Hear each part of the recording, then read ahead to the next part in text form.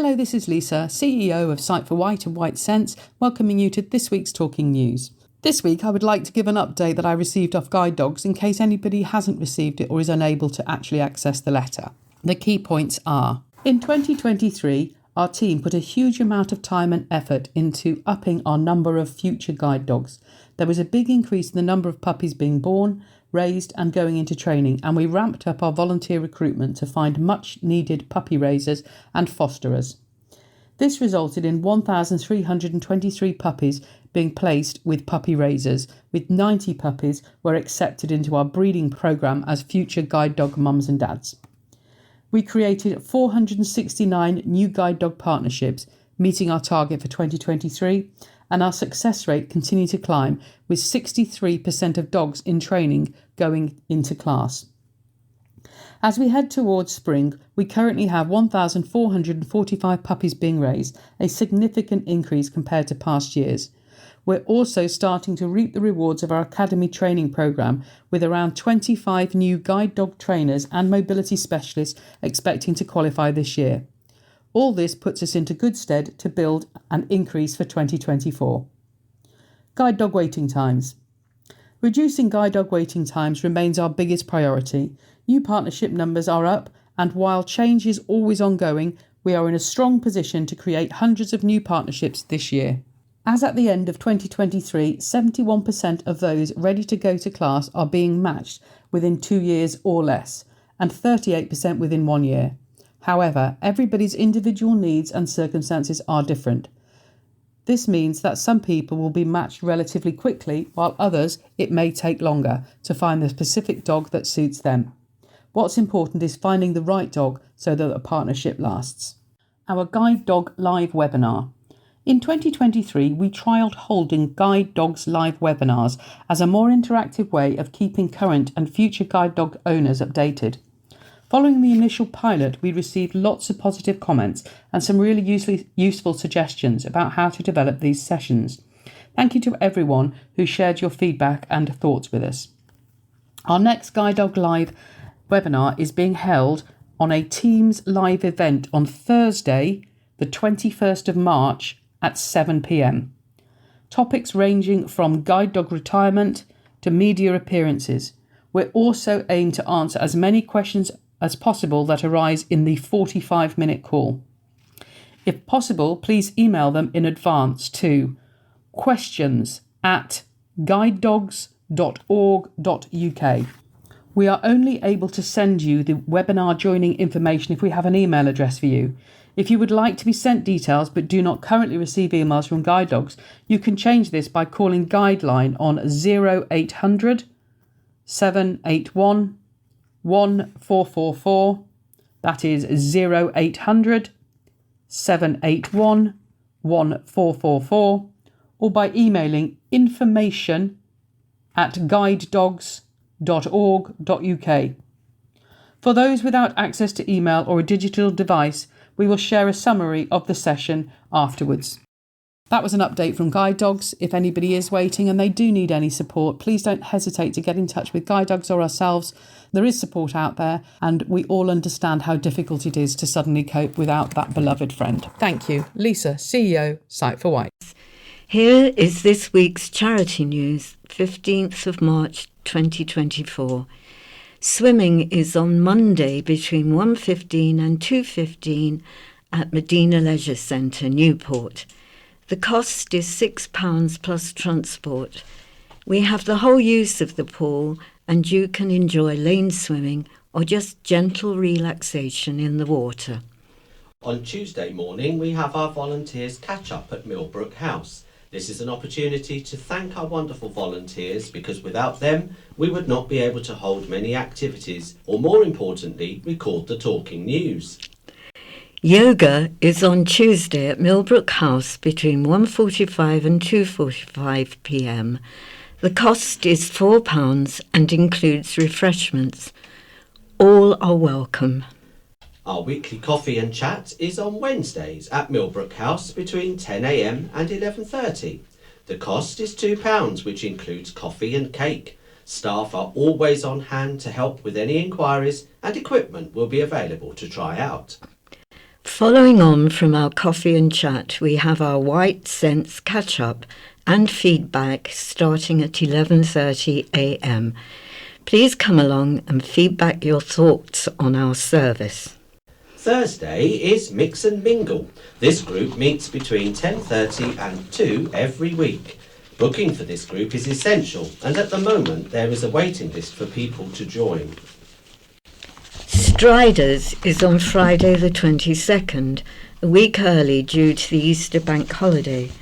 The group are meeting at the Stag Pub, Horsebridge Hill, and walking a circular route around Parkhurst Forest before enjoying a lunch back at the pub. If you would like to join this walking group, please call the office for further details. The art classes by Maddy started this week, and our members that attended had an amazing time and thoroughly enjoyed the session. Within the 2 hours they were able to paint a wonderful seascape and an abstract flowers in a vase. The next class is on April the 10th at the Parklands Resource Centre, Cowes, and the cost is £10 for all materials. If you would like to book a space, please call the office. We still have spaces available for the pottery on April the 20th at Jubilee Stores, Newport. The cost is £25. Our knitted Easter egg covers are arriving now at Millbrook and are on sale at the suggested donation of £2. They can be found at Forest View Nurseries, the Sloop in Wootton, and of course our Dress for Less shop in Newport. If anyone would like a basket of chicks, we can always gift wrap for you if you call the office. Our monthly 100 club has spare balls available. If anyone would like to buy a ball, it is £2 per month or £24 for the full year. The more balls in draw, the higher the prize money each month. If you would like to take part in our monthly draw, please call the office. This is part of our fundraising activities. And if you would like to join any activity or would like more details, please call the office on 522205. Future of Dacia's Shanklin looks positive as group puts 3 other hotels on the market from the Island Echo, read by Lee. A popular coaching hotel in Shanklin, Dacia's, will continue to trade as normal in 2024 and beyond as the company confirms it is not one of the 3 hotels being sold. The Holiday Group purchased its first hotel back in 1979, which was a hotel in the Old Village, described as the group's flagship. The 72-bedroom hotel is popular with those seeking the sun on the Isle of Wight and has been for well over 120 years. But in order to provide long-term stability for the business, Dacia's has decided to reduce its overall portfolio. Property agents Savills have recently been instructed to sell 3 of Dacia's hotels, the Barrafield Hotel in Newquay, County Hotel in Kendal, and Dacia's Blackpool. The good news is that Shanklin is not being sold off. Paul Harper, commercial director at Dacia's Hotels Holidays, has said there are no plans for Dacia's Hotel in Shanklin to be sold. We are looking forward to continuing to provide great value, traditional holiday experiences for many decades to come from our flagship Isle of Wight hotel. George Brown, managing director of Dacia's, has previously commented, "Whilst we'll be sad to see such great assets go, and it is with a heavy heart that we put these on the market, we will continue to expand the Dacia's portfolio, looking for hotels that we feel offer a better fit for our customers." Hello, this is an article from the Isle of Wight Radio, read by Sue. Islanders invited to celebrate Heritage Action Zone programme achievements. As Historic England's Heritage Action Zone, HAZ, programme draws to a close, 2 celebration events in Newport and Ryde will take place to reflect everything that has been achieved and highlight the plans still to be delivered in the towns. A panel of guest speakers are set to present on how the funding partnership between Historic England Ryde Town Council and Newport and Carisbrooke Community Council and the Isle of Wight Council has been used in the town. How the research funded by the HAZ has benefited local businesses and organisations. How additional funding bids have been achieved for the town based on HAZ research studies. how the town's cultural consortium programme brought life and colour to the town, the plans to uplift the high street to create and improve pedestrian experience, how the legacy of the HAZ will continue to benefit the town for years to come. Julie Jones-Evans, Cabinet Member for Economy, Regeneration, Cultural and Leisure, said, Newport and Ryde were both so fortunate to have been accepted onto Historic England's HAZ programme back in 2019, and it's been fascinating to be part of it. I'm particularly proud of the design guide that was produced and became part of our council's planning policy. Alongside the shopfront improvements from the HAZ programme itself, we are seeing other properties making positive changes aligned with the design principles.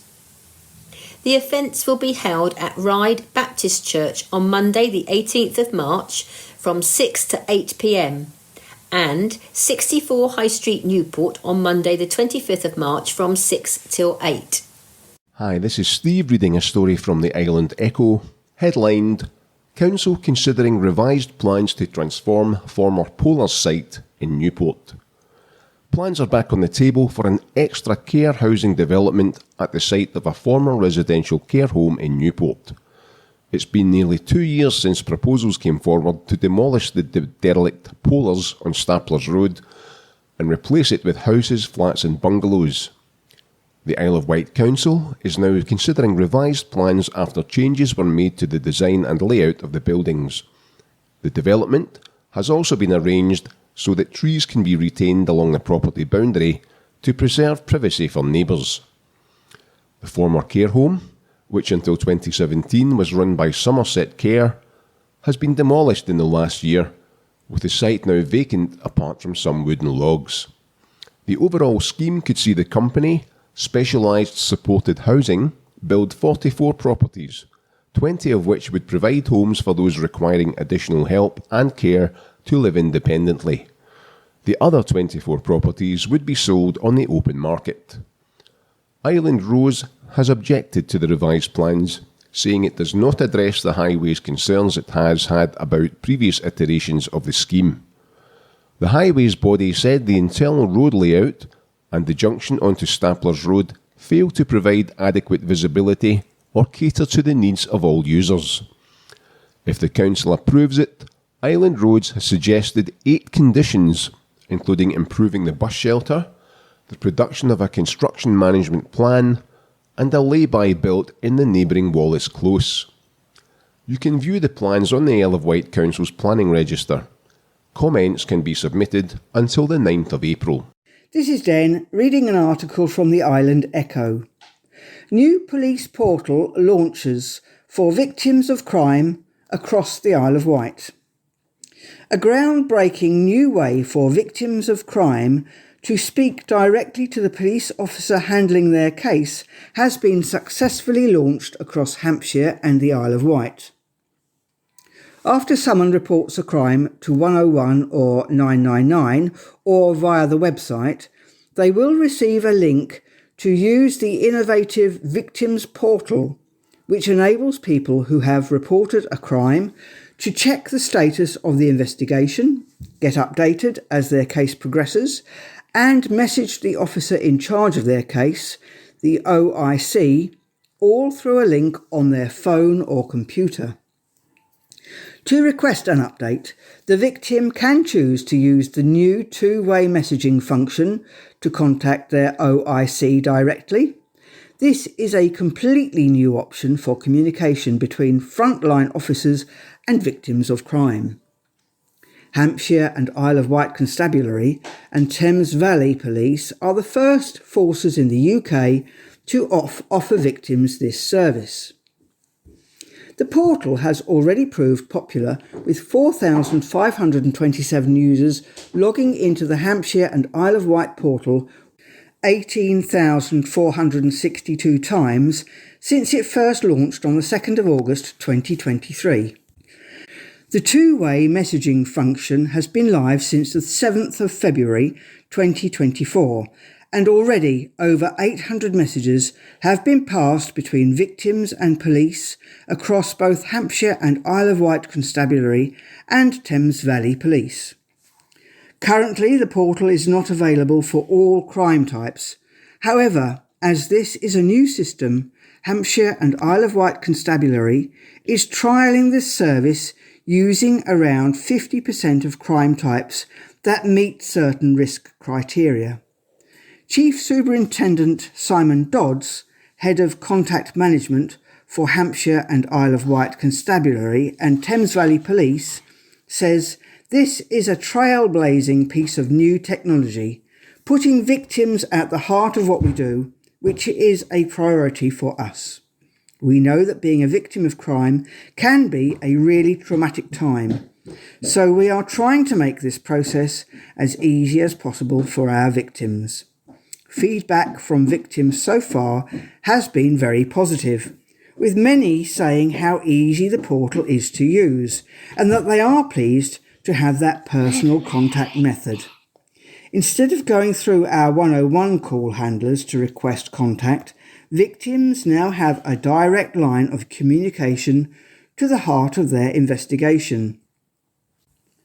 This will increase support for those who need it most, while dramatically reducing the demand on our 101 and 999 service. We understand, though, that some people prefer to use the more traditional ways to speak to us, so we don't want those people to worry. Those methods will not stop. This just provides another option for those people who would prefer to contact us using the latest technology because it is more convenient for them. The website address is https://www.youtube.com/watch?v equals capital H N F 8 OWO capital W 49G. PCC Donna Jones adds, I am thrilled to welcome the launch of the Force's new Victims Portal. It marks a significant milestone in the Constabulary's commitment to providing victims with the support and care they deserve. Since becoming Commissioner in 2021, the public told me unreservedly they wanted feedback on their crime reports and for the 101 service to be more effective. Now, with the new Victims Portal, victims won't feel they need to call 101 to chase updates on their case, which will free up the phone lines for people to report crime. The 101 waiting time has already significantly reduced over the last 6 months. The portal is a crucial part of my all-encompassing victim care hub, which places victims at the forefront of investigations and ensures they are offered emotional and practical support to help guide them through the criminal justice process. SSEN secures funding to explore unlocking the island's network capacity from the Island Echo, read by Lee. A pioneering innovation project to accelerate unlocking network capacity limits on the Isle of Wight to help facilitate the island's net zero aspirations has been awarded funding by Ofgem. Scottish and Southern Electricity Networks, SSEN, has won £600,000 from Ofgem's Strategic Innovation Fund to move forward with work on 4 projects, which will better support customers and communities and benefit the environment. One of the 4 projects, Unblocking Networks, will directly impact the island.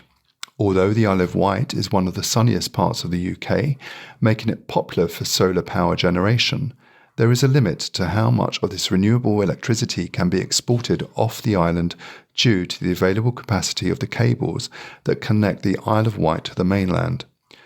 While a project is in development to install another cable and increase the available capacity, Unlock will look at ways in which the connection of new generation can be accelerated within existing network capacity limits to help facilitate the Isle of Wight's net zero aspirations. SSEN is working with Regan and Environmental Project Support, who both have a significant understanding of the issues facing consumers and generators in the area. Together, the aim is to demonstrate the opportunity to connect additional generation and deliver benefits for both generators and consumers on the island. Stuart Reid, head of Future Networks for SSEN Distribution, says, "These 4 projects are diverse in their goals, and they're all focused on solving real issues and improving things for our customers, communities, and our environment. This funding will allow us to do further meaningful work to move us closer to deployment of this meaningful work. Community is at the heart of what we're about here at SSEN, and we're also doing a power of work right now to develop fit-for-purpose flexibility services which can be procured and dispatched as demand requires.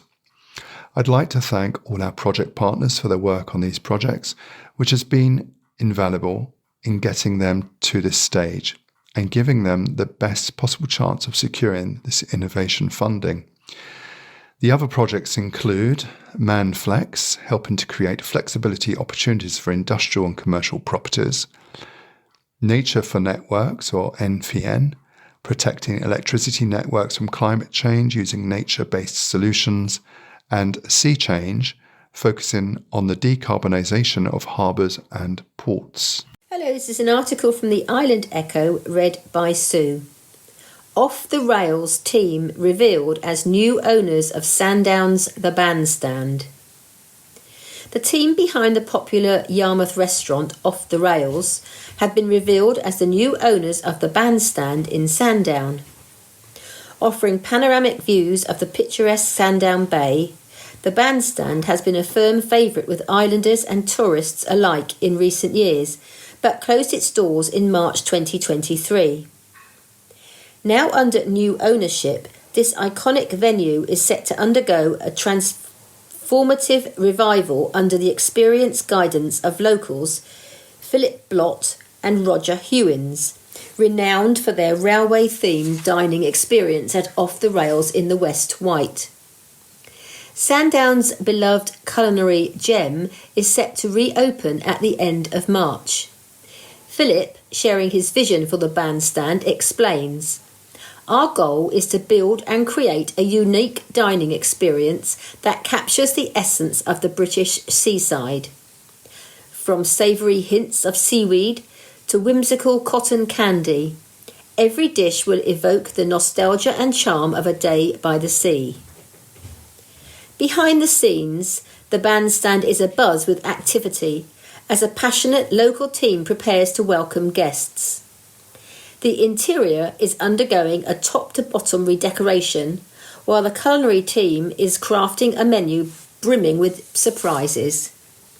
We invite guests and their canine companions to join us on this exciting journey. Follow us on social media for updates and sneak peeks, and visit Off the Rails Yarmouth for a flavour of what's to come. The building was originally built around 1910, but had sadly fallen into disrepair after a cafe in the downstairs section closed in the mid-1970s. The site was purchased from the Isle of Wight Council in 2013, before undergoing a major renovation opening to customers in April 2015. Hello, this is Steve reading a story from Isle of Wight Radio, headlined 3 arrested as part of £76 million luxury care home raid with Isle of Wight links.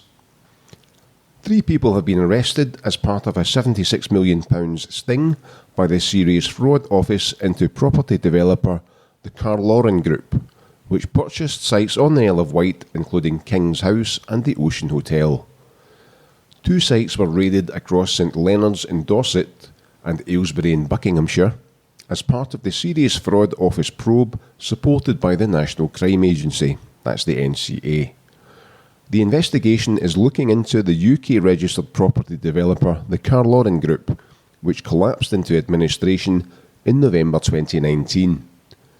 American property investment company PCPD, funded by the former Carloran Group investors, had previously revealed its intention to redevelop the Ocean Hotel site before walking away from the property and the Isle of Wight. When the group subsequently folded, the Serious Fraud Office, that's the SFO, said that it led to some elderly residents being forced to move out and left 600 investors out of pocket.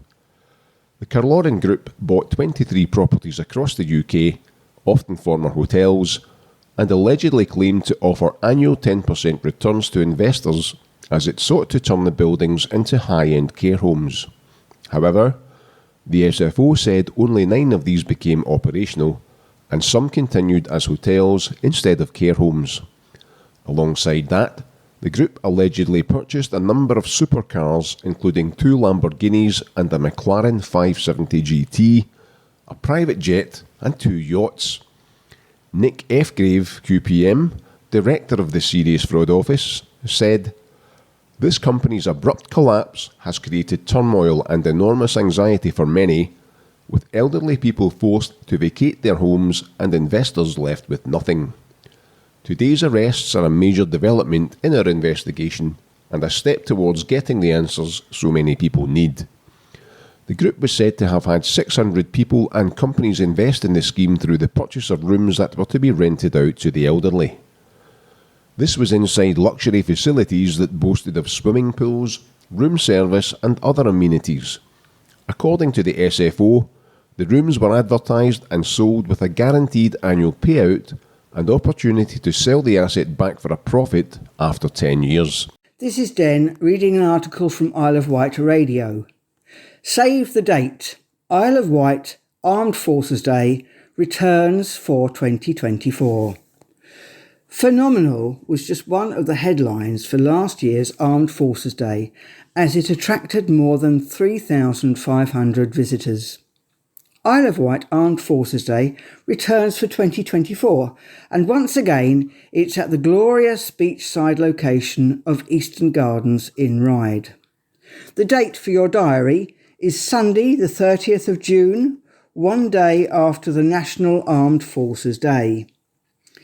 Councillor Ian Dorr, Armed Forces Champion and AFD Committee Chair, said this year's event was shaping up to be just as jaw-dropping. Prep started last summer, and we will be announcing the attendees over the next few months. Rest assured it's going to be a stonker, he said. There are thrilling air assets to inspire and excite, plus more on the ground to get interactive with. This includes engagement teams, live demos, and of course live acts on stage. The Isle of Wight Armed Forces Day is a chance to show your support for the men and women who make up the armed forces community. From currently serving troops to service families, veterans, reservists, cadets, and supporting registered charities, showing support for the armed forces provides a much valued morale boost for the troops and their families. The location itself provides the perfect opportunity to display land, sea and air assets at one of the most idyllic parts of the island. Isle of Wight councillor issues primary school closure warning from the Isle of Wight Radio, read by Lee. Realistically, we are looking at a large number of primary schools that will need to be closed, an Isle of Wight councillor has said. It comes as new figures reveal by September 27 there will be nearly 400 empty places in primary schools across the island, equating to 30% of all places, or 11 empty primary school classes. Councillor Tig Outlaw highlighted the numbers at a meeting of the Isle of Wight Council's Policy and Scrutiny Committee for Children's Education and said the council would need to close a minimum of 8 to 10 or a maximum of 15 plus schools. He said even if there was a sudden burst of births on the island, it wouldn't be enough to keep all the schools open. The council's new Children's Service Director, Ashley Whitaker, said the authority has made no decisions about any closures yet. They were not at that stage and were in more of a listening mode. The authority will, in the coming months, engage with and listen to parents, children and staff on what they think should happen with the island's primary school futures. A consultation will then be launched potentially in June about the driver of the decisions.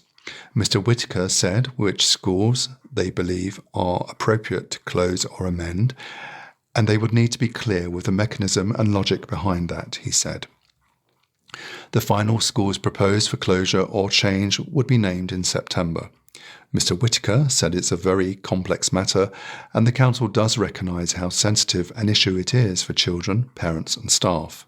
He said the consultation and engagement sessions need to be as honest, open and transparent as possible. This is a whole island approach, Mr. Whitaker said. I know there have been discussions about this, and particularly schools in the past, but we are starting with a blank sheet of paper. This piece of work is just one element of the wider work we need to do to drive up outcomes and the quality of education on the island. He said there are a number of reasons, including financial, why it is necessary to make changes to the island's primary schools, although he did not know yet what those changes would be. This is going to be a difficult process, Mr. Whitaker said. There is significant uncertainty about it, and if we didn't have enough to go through this, I think we would all choose that, but it is in the best interest of children and young people and their families long-term on the island to do this. We are confident at the end of this we will have an education system which is fit for purpose for the island in the future and children now. Hello, this is an article from the Isle of Wight Radio, read by Sue. Plans afoot for Stapler's Care housing development. Plans are back on the table for an extra care housing development at the site of a former Isle of Wight residential care home. It has been nearly 2 years since proposals came forward to demolish the derelict polars on Stapler's Road and replace it with houses, flats and bungalows. The Isle of Wight Council is now considering revised plans after changes were made to the design and layout of the buildings. The development has also been arranged so trees can be retained along the property boundary to preserve privacy for neighbours. The former care home, which until 2017 was run by Somerset Care, has been demolished in the last year with the site now vacant apart from some wooden logs. The overall scheme could see company Specialise Supporting Housing build 44 properties, 20 of which would provide homes for those requiring additional help and care to live independently. The other 24 properties would be sold on the open market. Island Roads has objected to the revised plan, saying it does not address the highway concerns it has had about previous iterations of the scheme. The highways body said the internal road layout and the junction onto Stapler's Road fail to provide adequate visibility or cater to the needs of all users. If the council approved it, Island Roads has suggested 8 conditions, including improving the bus shelter, the production of a construction management plan and a lay-by built in the neighbouring Wallace Close. You can view the plans 22/00918/ FUL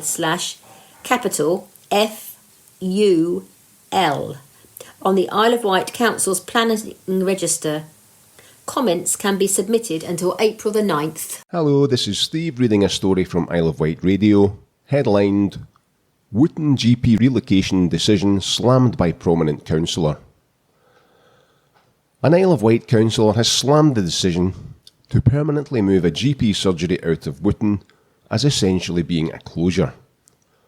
It comes as the Hampshire and Isle of Wight Integrated Care Board, that's the ICB, on Wednesday revealed plans that the temporary relocation of Wootton Bridge Medical Centre will be permanent.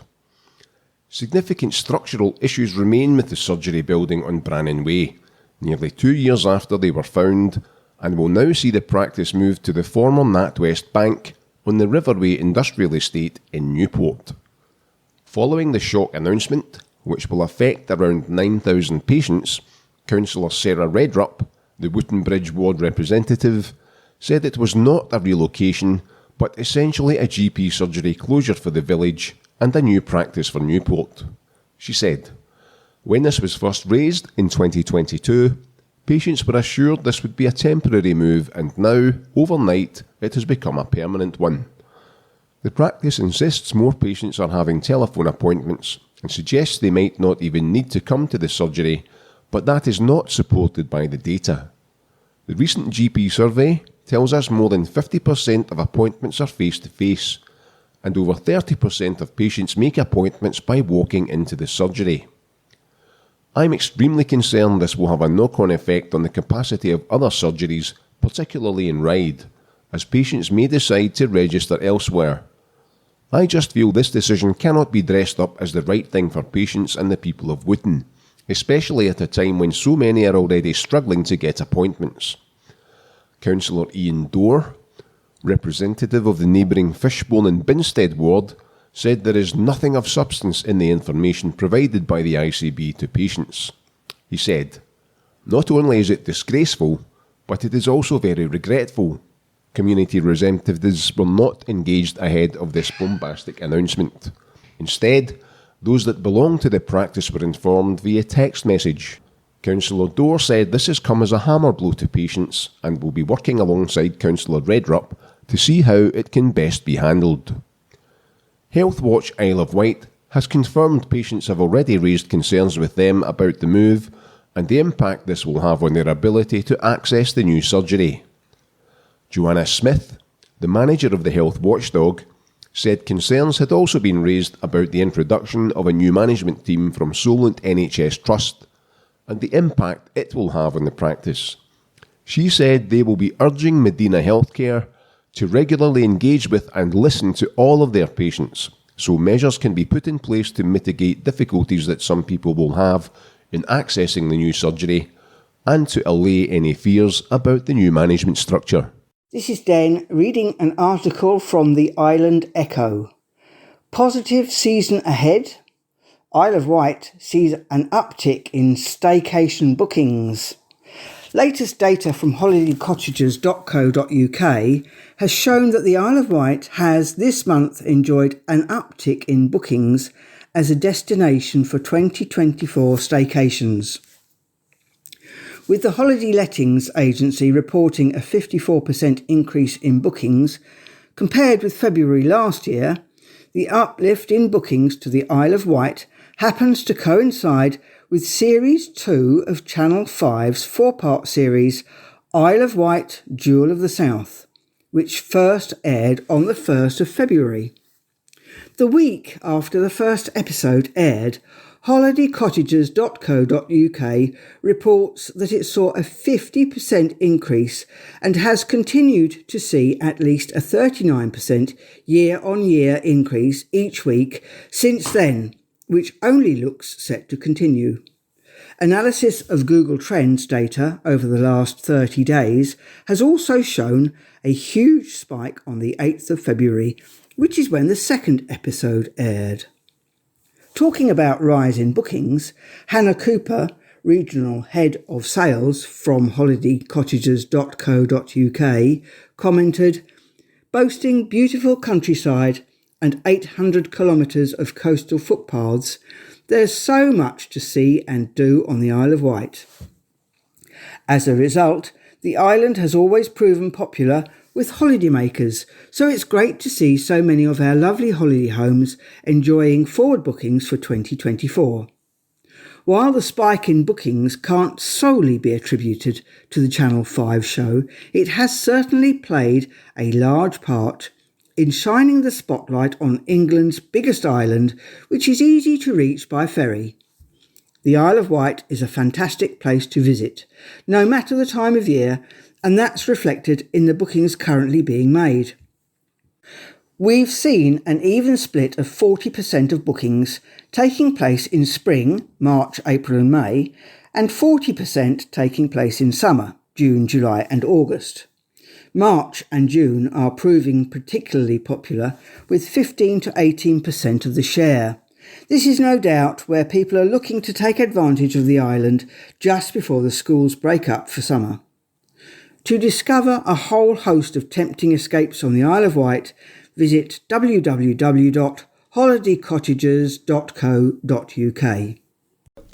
This is the second part of the Talking News, read today by Francis and me, Morris.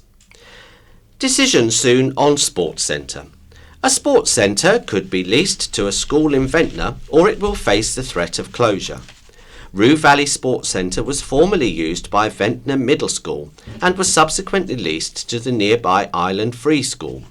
Now that the lease is up, but the Isle of Wight Council is looking to extend the agreement, covering the sports centre and its playing fields for the next 125 years on a peppercorn rent. The Newport Road site is for indoor and outdoor cricket, rugby, hockey and football, and it also has a running track.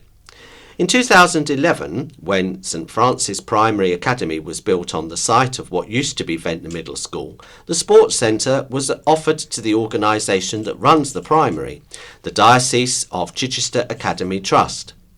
The Isle of Wight Council said the diocese did not have the money to take it on, but since then the school has agreed a deal to rent the facilities. In agreeing the lease, the Free School, the only party to show an interest, would insure and maintain the building and would pay £2,000 towards legal fees.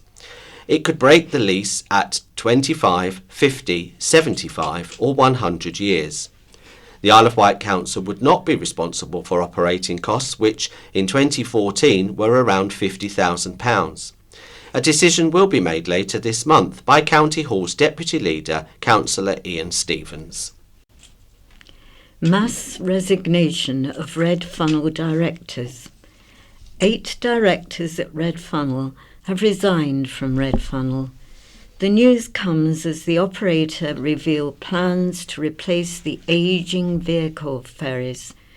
In what is described as a review of its board structures and memberships, some company leaders resigned on February the 28th.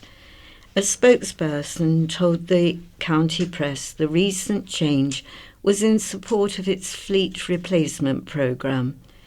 Red Funnel, like most companies, periodically reviews its board structures and memberships, and the recent change is in support of our fleet replacement programme, they said. We are keen to replace our ageing vehicle ferries to ensure we continue to provide our essential lifeline services for decades to come, and to support residents and visitors alike with modern, greener and more customer-friendly ships. Red Funnel was not currently ready to talk about when that might happen. The county press asked Red Funnel to provide a statement on rumours it could be changing hands. In response, it said it would not comment on speculation. 4 directors remain. Fran Collins is CEO and was appointed in 2018. Ian James Delaney was appointed in 2023. Non-executive director Stephen Blakeney Ridgway was appointed in 2021, and Eric Jorgen Ostergaard was appointed in 2021. Cannabis lands man in prison. A man convicted of drug dealing in 2022 has been jailed after he was caught smoking cannabis and then resisted arrest. By doing so, Christopher Gilbert, formerly of Station Avenue, Sandown, and now of Wharf Road, Stanford Le Hope, breached a suspended jail term's conditions. The 35-year-old was sentenced at the Isle of Wight Crown Court on Friday, March the 8th. At a previous hearing, he admitted possession of an offensive weapon in public, possession of cannabis, and obstructing a police officer in the execution of their duty on January the 31st. Prosecuting Berenice Malvany told the court how 3 plainclothes police officers spotted Gilbert smoking cannabis with another man on Cliff Path in Sandown. The officers introduced themselves as police. Ms Malvany said, and both males were arrested, but Gilbert attempted to run away. When restrained, the court heard he continued to resist, kicking out and trying to shove police. Ms Malvany said 2 officers fell to the ground, and Gilbert only relented when he was threatened with an incapacitant spray. He was searched and found in possession of cannabis, 2 mobile phones and a knife. His address was later searched and 2 other knives were found. By committing the offence, Gilbert, who has 13 previous convictions for 18 offences, was in breach of a suspended sentence handed to him in December 2022 for drug dealing. Defending, Oscar Vincent said on the day in question his client was heading to his parents' house when, by chance, he bumped into someone he knew. Mr. Vincent said it was late at night, no one was around, and the pair smoked some cannabis. They were approached by a group of men and claimed they did not know they were the police. Mr. Vincent said the knife was in Gilbert's rucksack for a camping trip and was not discovered until they were at Newport Police Station. Judge David Melville said the breach was serious and deliberate. He sentenced Gilbert to 14 months in prison. Relief at last as Dentist on Wheels hits the road. The First Islanders have hopped on board Dentaid's new mobile dentist service, which rolled out for the first time this week, while its operators revealed they intend to cross the Solent even more regularly than was first planned. The County Press and Dentaid CEO Andy Evans in Oakfield enroll on the bus's first day here. He said, "We are going to be operating a monthly rota. There has been a massive response to our advertising, and we have actually upped the numbers of clinics that we are doing here. It does show you that there is a big need, and there are a lot of local patients who fit our criteria for care." Suffering with a painful abscess, one of the first patients to access the service said 2 years ago she had a dentist, but then the surgery switched to subscription only. She was referred by NHS 111 after spending Friday at St Mary's Hospital. She said, "There has been so much misinformation, and now I'm desperate. I just want to be seen by a dentist." Hundreds of island residents are without access to NHS dental care, and the mobile unit is a bid to ease pressure on the system, increasing access to care. Vulnerable islanders, including families experiencing poverty and those at risk of homelessness, as well as children and new and expectant mothers, can book an appointment. Emergency appointments are also available for patients suffering acute pain who have no other access to dental care. Patients can be referred via charities and organisations or can contact Dentaid directly, but must not already be registered elsewhere. Checkups and oral cancer screening, health advice and emergency care, including extractions and fillings, will all be carried out on board, with 15 appointments available per dentist per day. The island is one of several dental buses working the south coast, thanks to a partnership between NHS Hampshire and Isle of Wight and Dentaid. It will visit Ryde, East Cowes, Newport, Sandown and Freshwater over a week per month. Simon Cooper, Director of Dentistry Hampshire and Isle of Wight, said, "We inherited dentistry around 18 months ago. We know we do not have sufficient capacity. That is why we are here." Hope for more SEN provision. A former school building could be brought back into use as part of a plan to increase school places for children with special educational needs. The Isle of Wight Council has announced ambitious plans, including enlarging St George's School, a special school for 11 to 19-year-olds with complex learning difficulties, by creating a satellite provision at the former studio school in East Cowes. Another plan is to double the provision at Greenmount Primary School for autistic children, from 6 places to 12. Altogether, the authority's new Education Access and Inclusion Director, Naomi Carter, said the council is going to increase the specialist provision across the island, with 150 new places created in the next 2 years. St George's currently has the capacity for 188 pupils at its base on Watergate Road in Newport, but the authority is proposing to increase its admission number to 206. It means 20 pupils with autism and social, emotional and mental health conditions would be taught in new facilities at the former studio school in East Cowes, which operated for 5 years before closing in 2019. The schemes aim to reduce the amount the council is spending on placements and packages for those children and young people who are currently being educated outside a school setting.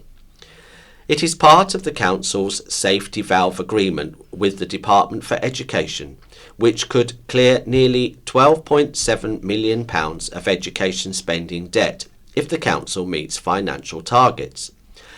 While it would cost an estimated £230,000 for the two projects, the council hopes in the long term it would reduce the cost. Speaking at a meeting of the Children's Education Scrutiny Committee last night, Ms Carter said it was also about bringing children back into the school system and removing inappropriately placed children from mainland schools. It would be a phased programme of increasing places, she said, as the council cannot carry on with the amount it spends on educating the approximately 70 children outside a school setting. If agreed, the changes could come into effect from September the 1st. A 6-week consultation has started and anyone wishing to comment has until April the 19th. Stay away, new landslip alert. A landslip in St Lawrence has led to the Isle of Wight Council issuing a stay away warning. Following a landslide over the weekend, homes and driveways have sunk even further in recent days. Land below Undercliff Drive was believed to have moved overnight last Friday, March the 8th, into last Saturday. It was understood to have affected at least 2 properties, while cracks in the highway also appeared on Old Park Road and a driveway on Hunts Road sank. On Saturday, Island Roads closed Old Park Road between its junction with Wolverton Road and Hunts Road. Engineers from Scottish and Southern Electricity Networks were also on site to repair an underground power line. The Isle of Wight Council said officers visited the area and were supporting affected residents.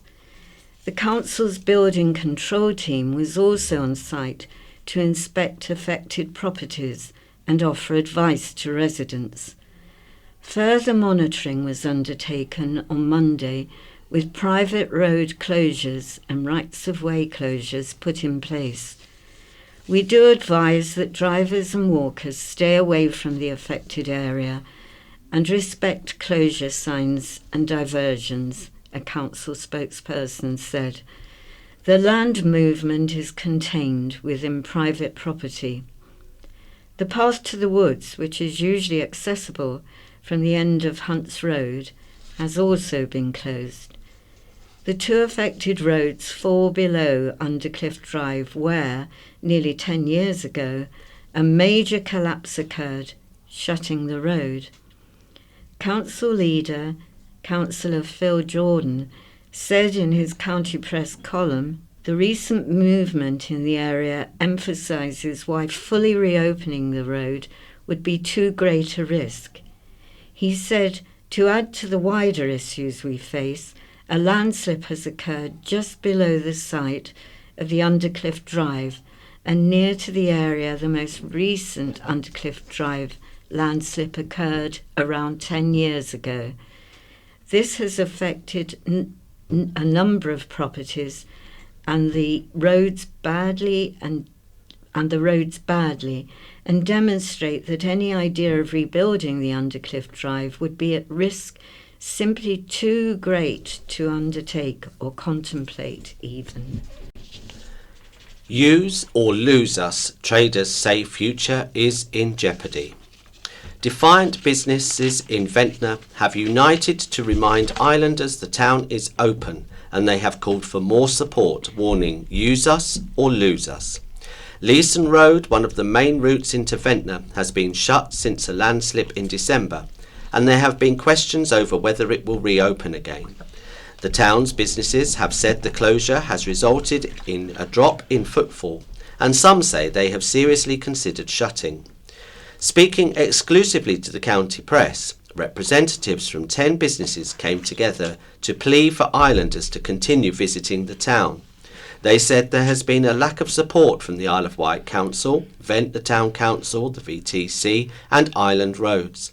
However, Ventnor Town Council insists it is proactively engaging with businesses, and the Isle of Wight Council and Island Roads say they are committed to finding solutions.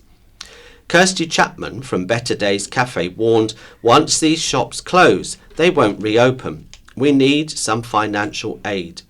The business owners said the current signage is inadequate and means visitors assume Ventnor is closed. Last week, the Mill Bay restaurant and shop, Leslie's Nutshell, paid to install their own signs at Whiteley Bank.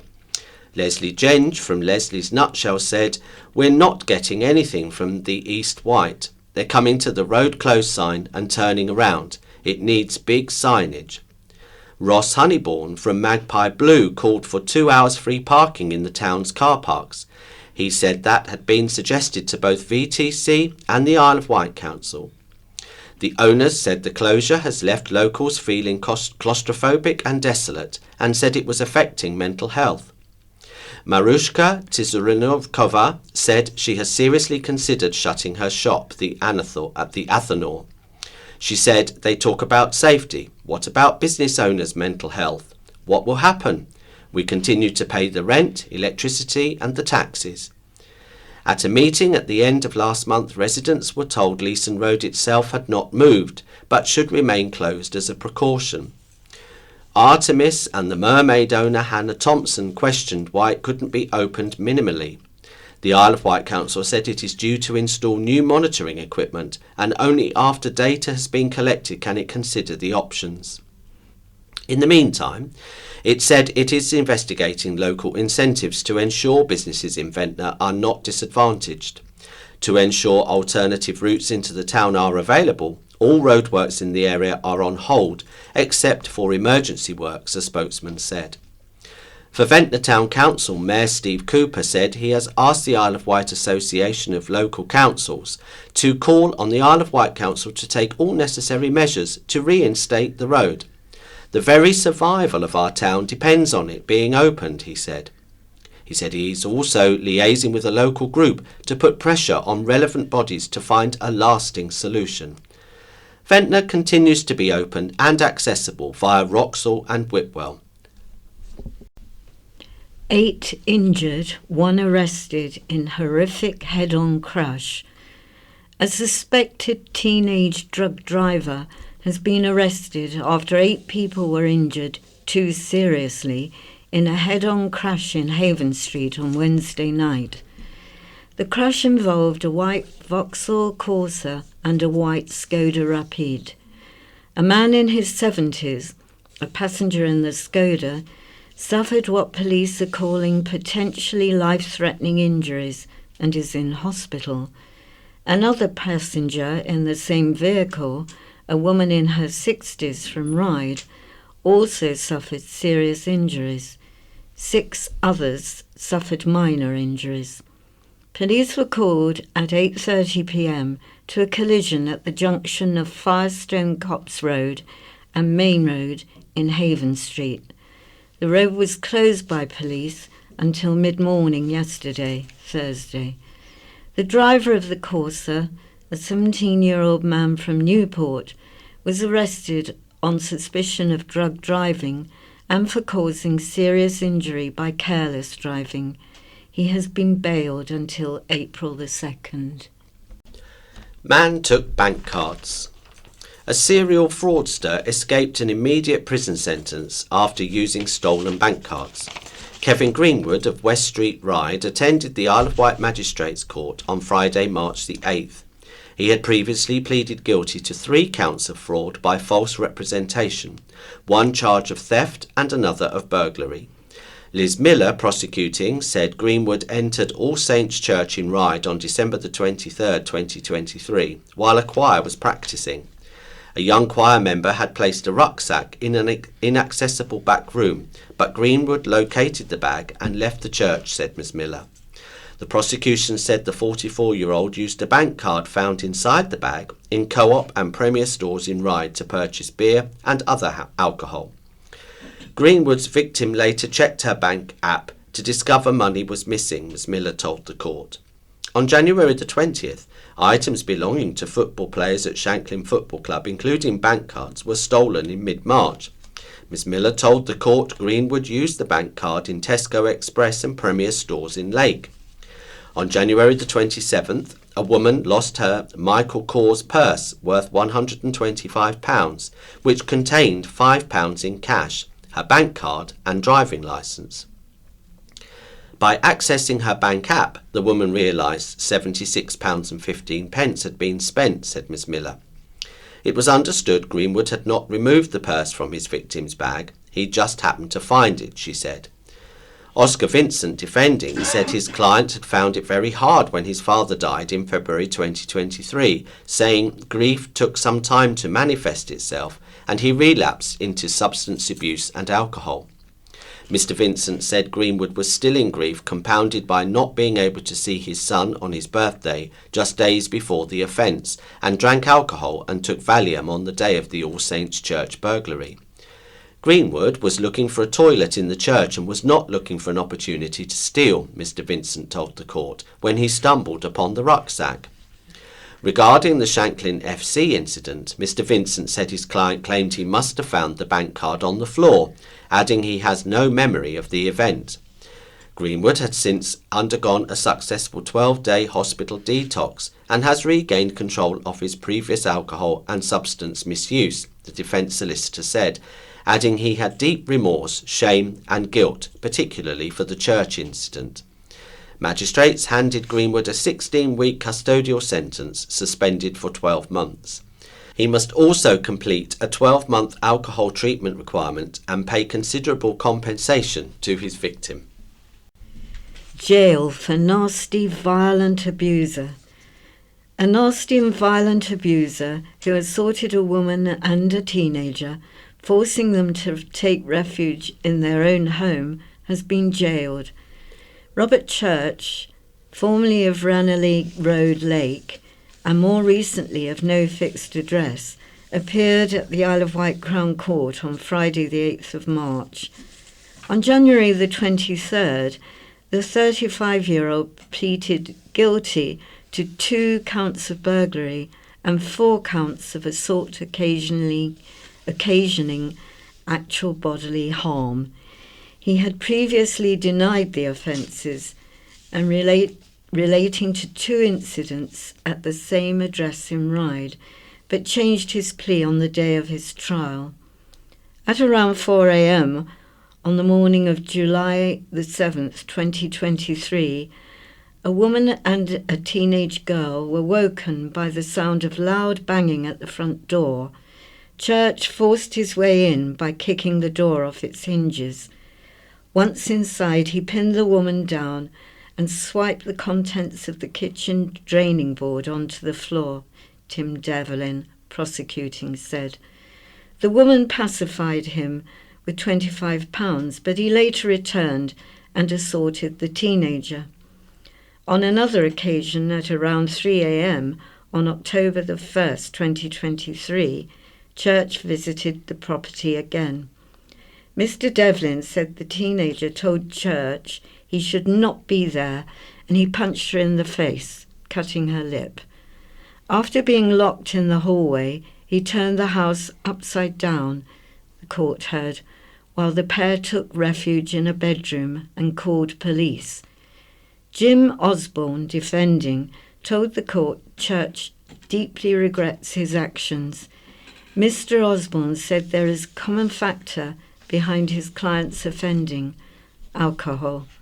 He said Church, who has 26 previous convictions for 65 offences, is determined to address the fact that he drinks too much. Judge David Melville said Church caused disaster twice in a matter of months, and his offending in the middle of the night was very serious. He sentenced him to a total of 36 months in prison.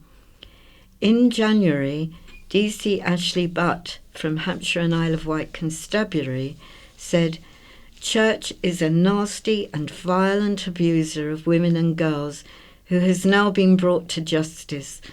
The bravery of the victims has resulted in a dangerous man being removed from the streets. Kate made of the right stuff. A former County Press reporter is among those celebrating success at this year's Isle of Wight Music, Dance and Drama Festival. In its 94th year, the Isle of Wight Music... Sorry, it's because they abbreviate it and then it goes IWMDDF. Oh, it gets on your nerves when they do that, doesn't it? I was hoping to remember what it was. What is it? Isle of Wight Dance... Oh, I've just abbreviated. Right, I'll start again, Terry, sorry. Yeah, okay, go on. A former County Press reporter is among those celebrating success at this year's Isle of Wight Music, Dance and Drama Festival, the IWMDDF. In its 94th year, it has taken place every year since 1924, except for the war years, and is the only festival of its kind on the island. The festival provides an opportunity for public performance in a supportive environment with constructive feedback designed to encourage young people and adults to improve and achieve their potential.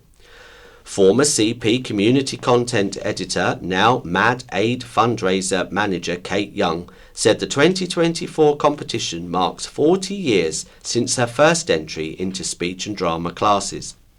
It is also 50 years since her late teacher Vera Taylor won the Poetry Cup in 1974. Kate won Class 492 Original Composition Senior Poem with 89 marks and Class 495 Article Senior scoring 87. Kate said, I haven't taken part in the festival for a few years, so it was lovely to win both the Senior Poetry and Article Writing Cups. I wish more writers would take part. There were 5 in the poetry class, but it would be great to see more. Finn Parsons, who attends St George's School and is taught by tutor Jenny Law, achieved 87 marks to win his category. Annabelle Gibbs followed in the footsteps of her granny, great-aunt, aunt and cousin by winning. Competing at her first festival, Annabelle was thrilled to have won the age 10 verse speaking, sight reading and improvised speaking classes, achieving marks in the 80s. Hilary Foister, 75, and Joe Matthews, 72, won the senior impromptu drama pairs with the performance of Locked in a Museum, scoring 88 marks. The pair also found success in the senior pairs miming class and were delighted to receive a score of 89 to take home the trophy. Students of tutor Ellen Weeks, Amara Wetherall and Angela Voong won trophies. Amara scored high marks to win the 12 to 13 years sight reading and own competition poem classes. She teamed up with Angela for the 12 to 13 years duologue, earning 89 marks to secure another win. Angela also won the 13 years verse speaking class. Jake Eastman, who attends the Island Free School, achieved the joint highest mark in the speech and drama section. With an outstanding score of 90, Jake won the 12 to 15 years improvised speaking class. He also received a mark of 89 to win the 13 years verse speaking. Village beauty spot, left like a bomb site. Anger is growing in a village over the state of an iconic beauty spot as a legal battle to find a solution rumbles on. Residents and councillors say land at St Helens Dover has been left looking like a bomb site. Dover Enterprises, which leases the area from the Isle of Wight Council, has said it intends to renew the lease and install luxury lodges in keeping with an upgrade to the area. Director Andrew Palmer told the county press that remedial work to clear the site is at or nearing completion. The land had homed caravans, but they fell into disrepair and were subject to vandalism. Some have now been taken away, but material has been left behind, and a councillor says there are environmental concerns and it looks like an absolute mess. Dover Enterprises also leases the former train carriages further along the seafront, which are used as beach huts. Chair of St Helens Parish Council, Councillor Jonathan Bacon, said attempts have previously been made by the Isle of Wight Council to recover both the land and the carriages. But, he said, the most likely solution going forward will be a new lease with stricter requirements to maintain the site. He told the county press, "Local people are incredibly upset at the state of the area where the caravans and the train carriages were. This is an amazing site and people love coming down here, but they hate the sight of what is going on." At a packed meeting of St Helens Parish Council on March the 11th, Councillor Bacon said villagers expressed their anger and called for action. Mr Palmer said there have been some unfortunate delays of a technical, legal nature, but it is hopeful they will be resolved. He said, "We are currently replacing the doors on the railway carriages to make them secure and dismounting and removing the caravans. We are considering installing video cameras to help the police identify the perpetrators." A spokesman for the Isle of Wight Council said, "Due to this being a legal matter, we are unable to comment." Taking the night out of nightclub. Sunday School at Fever and Boutique in Newport will offer a new clubbing experience for those of us who miss the party vibe but don't want to dance till dawn.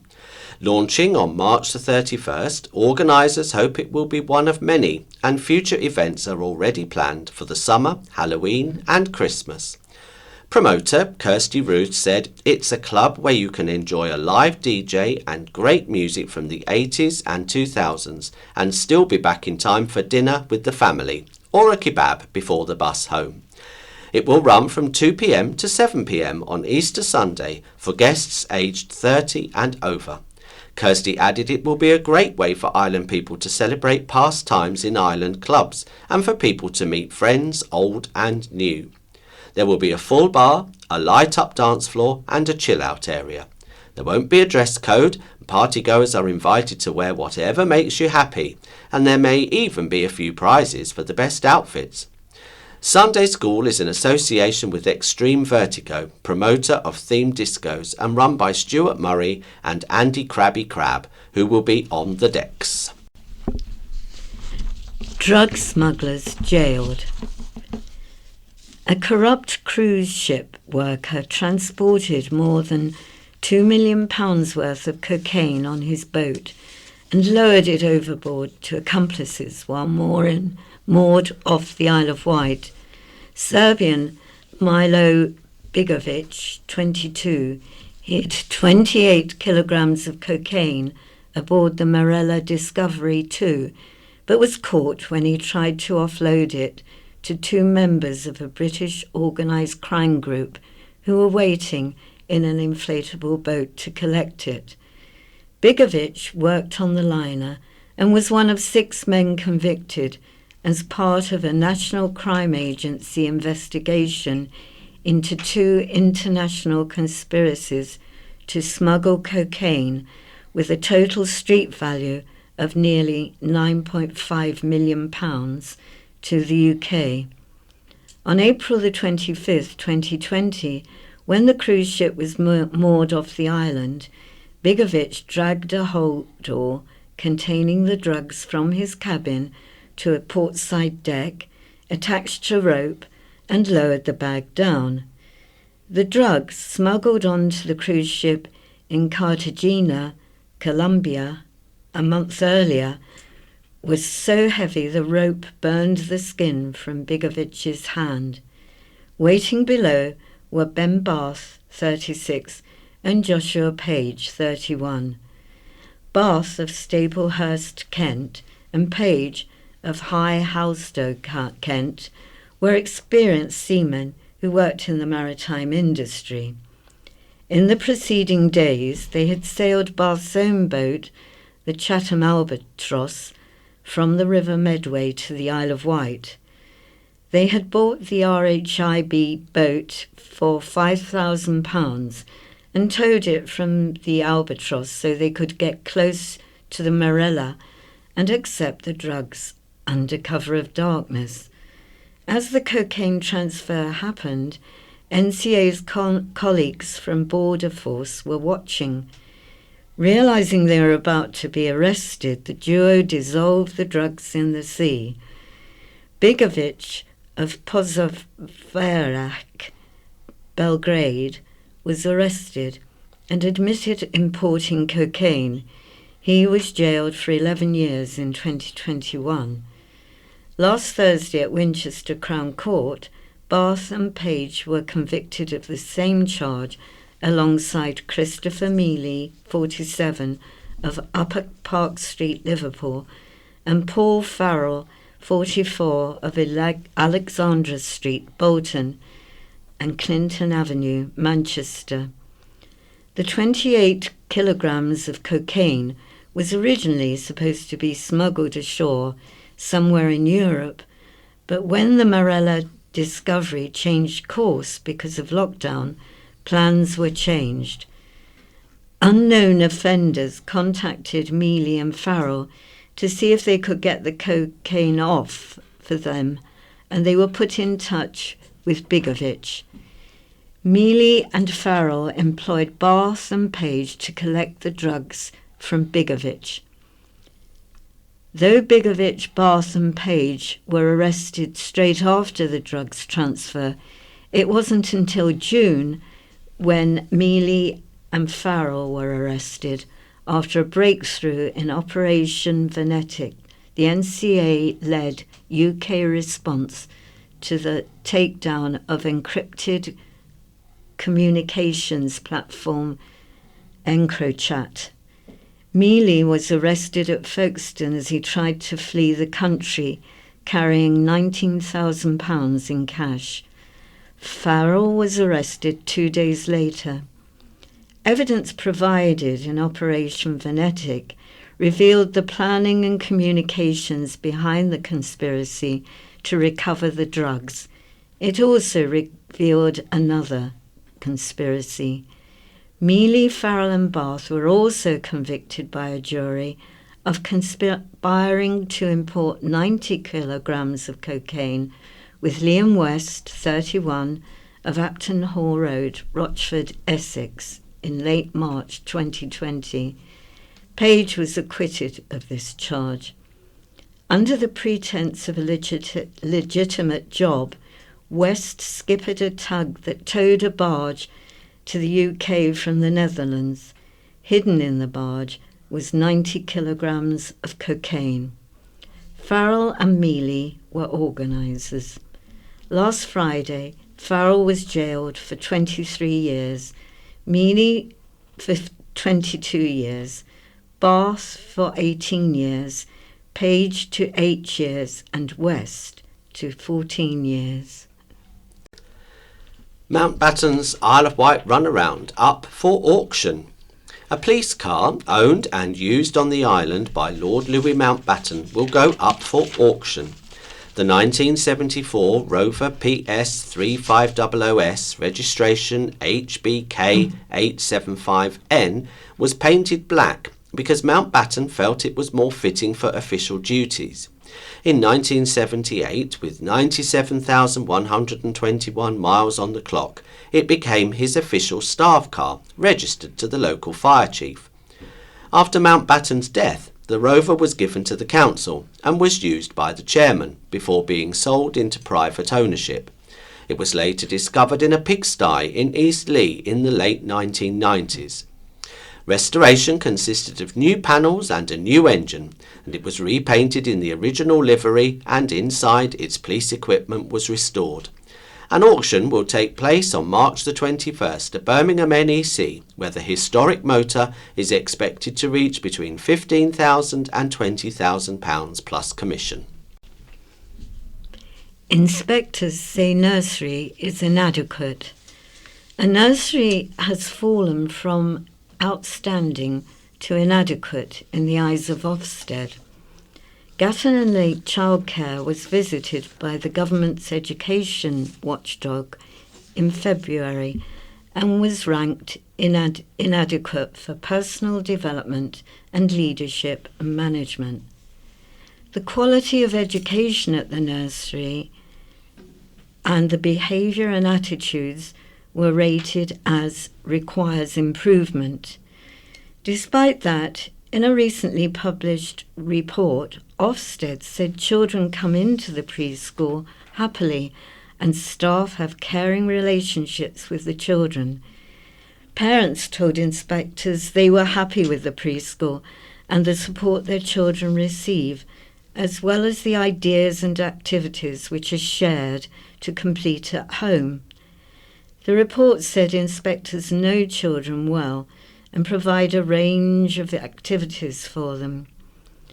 However, staff do not link the activities they plan specifically to what children need to learn next, and inspectors said their learning is incidental rather than intended. The inspectors said the nursery does not ensure all children make the best possible progress, including those with special education needs or children who speak English as an additional language. While children take part in small focus groups, which helps develop their knowledge, staff sometimes do not differentiate their teaching to meet the different needs of children. The preschool on Oakland Gardens is secure and staff demonstrate a good understanding of how to keep children safe, the report said, and they know what to do if they have concerns about the children in their care. However, the safeguarding arrangements were not found to be effective, and there is not an open and positive culture which puts children's interests first. Inspectors said there are weaknesses in the provision's oversight and managers' understanding of their roles and responsibilities. They also said the system for recruiting and vetting staff are not robust or effective to ensure their ongoing suitability. The nursery has been contacted for comment. Novice farm couple open cafe and shop. A couple fresh to farming and proud of the way they sustainably do it have opened a new arm to their business, Wild Oak Farm Shop and Emporium. Ed and Laura Devereux Pilkington are behind the enterprise off Biddlesford Road near Wootton Bridge and have taken on the lease for the Dawes Hill site. The first generation farmers already produce and supply meat and eggs across the island through their Wild Oak Farm business established in 2020. Now they are expanding into a farm shop and cafe alongside an antiques and collectibles emporium, open Thursday to Sunday from 10 a.m. Ed, with a marine engineering background, and Laura, a former mechanic, spent 5 hard weeks refurbishing the premises. We are very much a family business. We wanted to create a homely feel where we are 100% mud and dog friendly, said Ed. The Wild Oak Farm Shop and Emporium features a farm shop that sells locally produced goods, including meat, eggs, organic vegetables and fruit and sauces, chutney and jams. Ed and Laura run a pedigree herd of belted Galloways, a breed of cow, as well as a flock of very friendly pedigree Dorper sheep, plus goats, pigs and a 160-strong brood of hens on their small family-run farm. At their new Biddlesford Road venture, the additional coffee shop sells homemade freshly baked cakes, scones, sausage rolls and quiches. The cafe can seat around 30 customers, with more outside, while the Emporium features locally produced crafts as well as antiques and collectibles. We initially planned for the premises to be just a farm shop and cafe, but a lot of the antiques dealers who sold here before wanted to continue, so we had a rejig It works really well, said Ed. The pair have plans to open a red squirrel walk and hide in surrounding woodland, as well as a microbrewery. Selling history careers to students.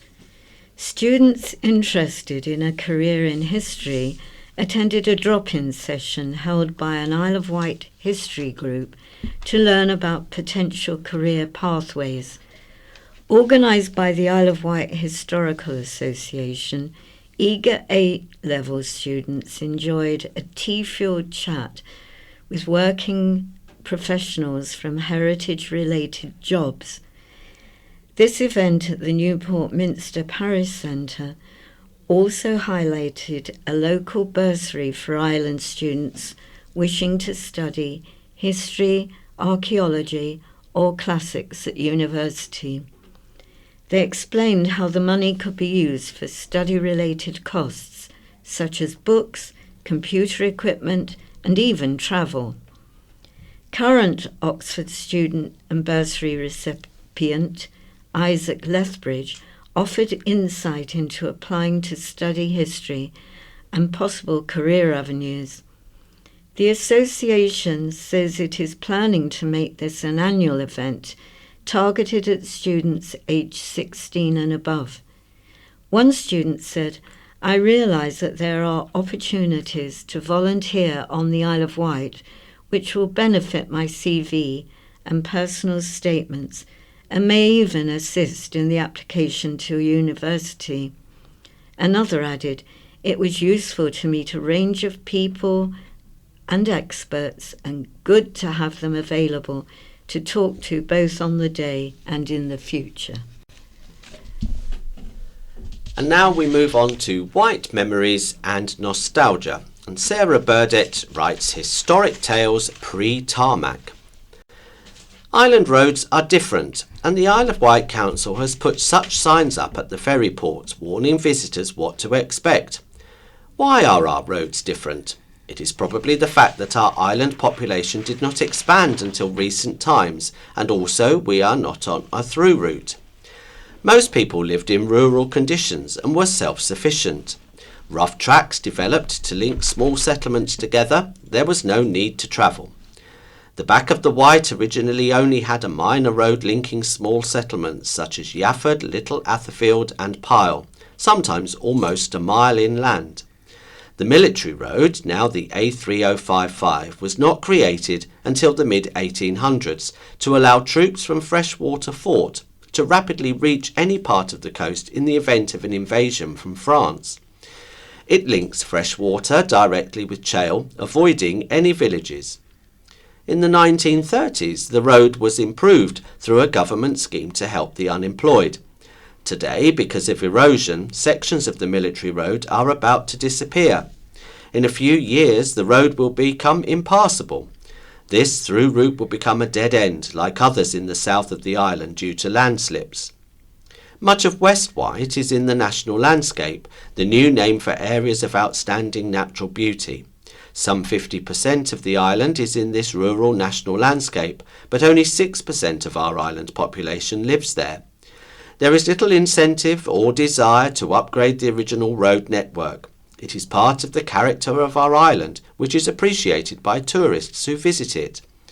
Historically, walkers chose the easiest and direct route. Rivers and streams were obstacles. Therefore, tracks kept to a higher and level routes and highways and cross streams at their narrowest. A shallow gravel stream bed could be forded. The Wootton to Newport Road was only via Wootton Common and Staplers, now passing Butterfly World, where today the stream is bridged. The main road of today, linking Lushington and Fairlea, was not built until the mid-1900s. Roads expanded from Newport, market centre of the island, and at the limit of the tidal flow of the Medina River. Pyle means port ford, so before the first bridge was built, people could cross the River Medina here at low tide, hence Pyle Street. Ancient hollow lanes were for men or pack horses and unsuitable for carts. Carts would harm tracks, whether soft clay or stone, so alternative highways were made for wheeled vehicles. The highways commissioners were responsible in the 1700s for making sure that landowners repaired public highways. Gravel was dug to improve the roads. An Act of 1813 enabled unemployed men to be paid to work on the roads in the winter when there was little work on the farms. Tarmac was invented in 1907, but it was not until the mid-1920s that a few island roads first received tarmac. Traffic is now considerable on island roads designed just for horses and carts. Today we are pleased when fresh tarmac appears covering the roads and filling potholes in the old gravel, sometimes only 2 inches below the surface. Global warming will increase rainfall. Traffic causes the water-filled potholes to deepen, keeping the road menders busy. Now on to My View, and Imogen Tew writes, "Is new tax cut all it is made out to be? It's unlikely that you could have browsed the internet, watched the news or walked past a newspaper stand last week without hearing the exciting news we are getting a tax cut. From next month, the rate of national insurance will be cut to 8%, down from 10% currently, and 12% this time last year. For context, you pay national insurance on anything you earn over £12,570, although the rate drops to 2% for earnings above £50,270. Jeremy Hunt, the Chancellor of the Exchequer, said the cut made the system simpler and fairer, but what impact will it actually have on your bank balance? In pounds and pence terms, it's less headline worthy. If you earn £25,000 a year, you will save about £20 a month, thanks to the latest change to national insurance contributions. This jumps to about £37 a month if you earn £35,000 and £63 a month if you earn £100,000. Every little helps, but at a time when your food shop costs a quarter more than it did 2 years ago, and higher mortgage rates have added more than £300 a month to a typical £200,000 loan, this tax cut is unlikely to make you feel much richer. But the real thorn in the side of any tax cuts is fiscal drag, a fancy term for the fact that tax thresholds have been frozen since 2021, and unless anything changes will remain frozen until 2028. This means that as prices increase and wages head skyward to match, a bigger proportion of your earnings go to tax and more people are dragged into higher tax thresholds. You currently start paying income tax once you earn £12,570. If this threshold had increased with inflation since 2021, you could earn nearly £15,000 before paying tax.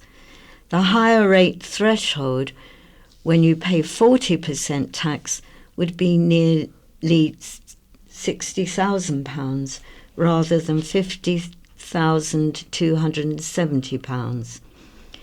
If the thresholds do remain frozen until 2028, the Office for Budget Responsibility estimates that there will be about 4 million extra taxpayers, 3 million extra higher rate payers, and another 400,000 workers paying top rate tax.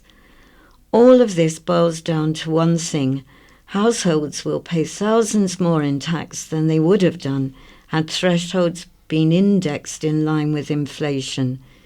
With this in mind, is this tax cut all it's cut out to be?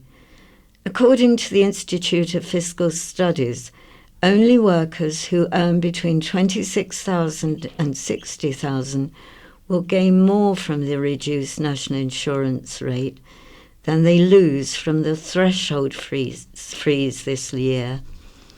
Anyone else is likely to pay more due to the frozen thresholds, and the number of people in this camp will increase as wages continue to rise and more workers are dragged into paying more tax. So while every little helps, it's not the helping hand it's made out to be if the other hand is stealthily taking the money back right from underneath your nose. In public information, Phil Jordan writes, Coastline Erosion Challenge for the Isle of Wight Council. I thought it might be helpful to convey some information about our coastline erosion and the subsequent ground movement and landslides we have been seeing and for some residents experiencing over recent times. The situation in Ventnor is extremely difficult to manage, with Leeson Road currently closed and extensive monitoring going on there. The whole area is prone to movement and has done so over thousands of years and no doubt will continue in the future. It is simply unsafe to open the road currently until we are sure there is tangible evidence the land is not moving, and we can then implement a plan, hopefully to get access to and from Shanklin again. We're looking at all the options once we are sure it is safe to open, and I have asked that the council provide weekly updates through media channels to keep our residents informed. A recent meeting in Ventnor was well attended by residents and the council teams, and we will continue to engage and inform as best we can with the updated information we receive. 2 sets of separate engineering consultants are monitoring and investigating on behalf of the council and Island Roads. To add to the wider issues we face, a landslip has occurred just below the site of the Undercliff Drive and near to the area of the most recent Undercliff Drive landslip around 10 years ago. This has badly affected numbers of properties and the roads and demonstrates any idea of rebuilding the Undercliff Drive would be at a risk simply too great to undertake or contemplate even. There are smaller disturbances in other parts of Ventnor also. We are working extremely hard to manage all these developing events and trying to maintain the important remaining access roads as best we can. I want to assure residents we are doing everything and more to address the severe problems we face, but with limited options due to the nature of the landslips, it will be the best we can do under the circumstances, rather than a return to normal in the short term. We are talking to the Department for Transport to understand if there is future funding available to help address the issues, which could potentially run into multi-millions of pounds. Meanwhile, we will manage the situation in a safe and measured way, as well as keep residents updated on progress and information from monitoring and other surveys and reports. Public information. Good news on island funding from Bob Seeley. Thank you, Hans Bromwich, for his apology. I am always happy to talk with him about his concerns. Mr. Bromwich is right that I am enthusiastic about getting a better deal for the island. Representing the island in Parliament is a labour of love. Working with the government and others, we have secured over £175 million in capital funding for the island. This means better opportunities for Islander. That's what getting a better deal is all about. That's important because we know times have been difficult recently, but the good news is that we have turned a corner nationally. If he doesn't want to credit me, he can credit Rishi Sunak's government. Either way, we are getting a better deal.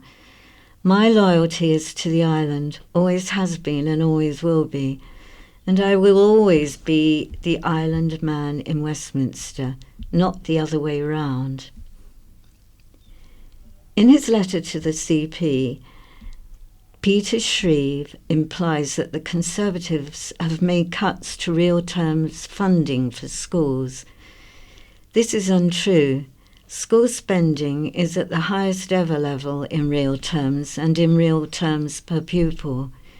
This has been independently confirmed by the Institute for Fiscal Studies.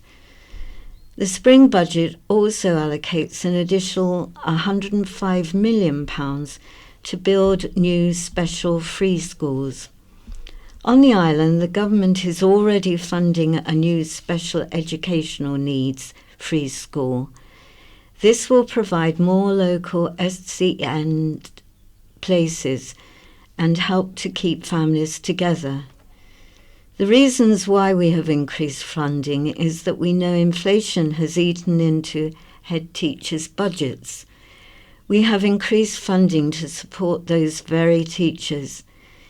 The National Education Union's analysis of school funding uses an unrecognised method which differs from official figures. The campaign is designed to peddle a misleading narrative. Education is a success story in England. The number of good or outstanding schools increased from around 70% in 2010 to nearly 90% in 2022. England climbed the rankings from 11th in the world for reading achievement in 2011 to 4th in 2021. Funding for schools is increasing and results are improving. What's on? Tritone singers get in tune for Easter.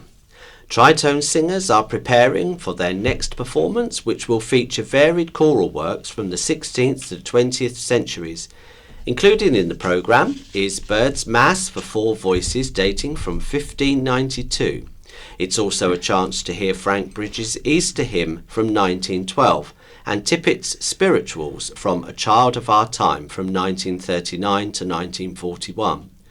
The choir will also perform a piece by Ronald Corp, Justarum Anime, specially composed for a Requiem Mass for Queen Elizabeth II, held in September 2022. A cornucopia of choral variety through the ages is promised. The concert is at St Catherine's Church, Ventnor on Saturday, March the 23rd at 7:30. Tickets are available from the tritonesingers.com or on the door. The singers wish to also thank all who attended the Christmas concert and by their generosity raised almost £1,000 for Mountbatten. Piano Favourite returns at 7:15 p.m, cost £16.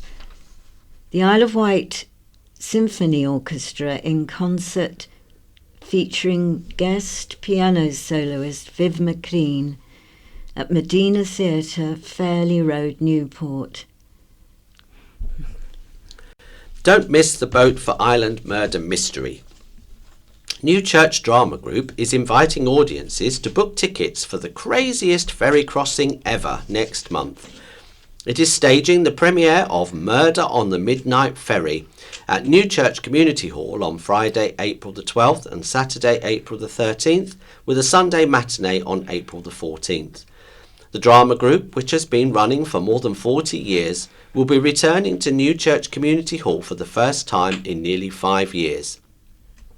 Laughter and bewilderment are promised, along with the cheapest ferry tickets for years, and plenty of island references to spot. The play, a cross between a farce, a panto and a murder mystery, is the work of island actor Kevin Wilson, who writes under the pen name of Heaton Wilson. He said there are only 6 passengers, including a busybody called Mrs. Marble and a hopeless detective, and it's not long before we discover the captain has been killed. Or has he? So, who did it? And are any of these people who they say they are? New Church Drama Group said it is drastically undercutting its competitors by charging only £7.50 to get on board.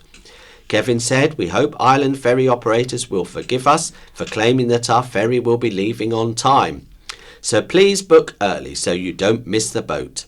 Head to ticketsource.co.uk, New Church Drama Group for tickets, or call 07562 050 165.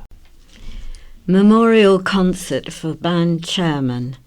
Medina Marching Band is holding a spring memorial concert in memory of the band's late chairman, Kevin Hayward. Kevin took over running the band in 1996 when the band's founder, George Urry, died. In 1997, he was appointed as the band's chairman, a position he held for 26 years until he passed away in February 2023.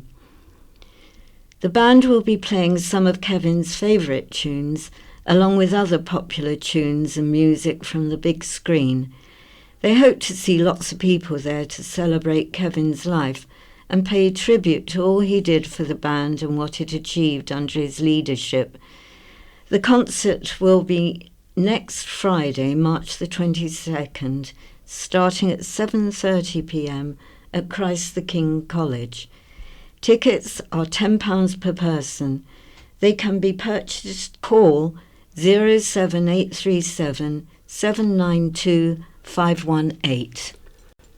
On Thursday the 21st of March there is archaeology of St Helens at 7:30.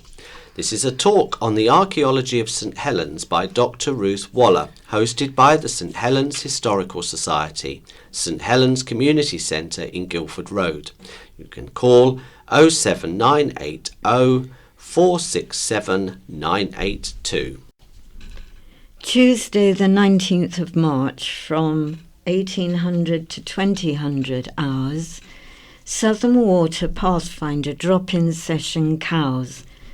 Have your chance to be part of the feedback that could set a precedence for the next investment cycle. Give praise and constructive criticism on the work undertaken by Pathfinder team over the last year to reduce storm overflow use in our seas. Cowes Community Club, 52 Albert Street, Cowes, PO 31 7NP. Surfers Against Sewage in attendance.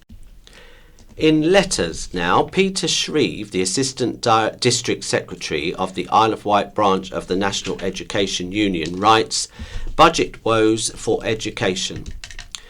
With regards to the spring budget and Jeremy Hunt's speech as Chancellor of the Exchequer, again nothing has been done to alleviate the crisis that threatens to paralyse education. The Chancellor did little to address education funding. Again, there is no action on teacher and support staff recruitment or retention or record class sizes, nor was there anything significant attempt to tackle child poverty. On SEND, there was a commitment to build 15 new special schools and a commitment to raise public spending by 1% above inflation. However, no guarantee of increases to education and no denial of further cuts.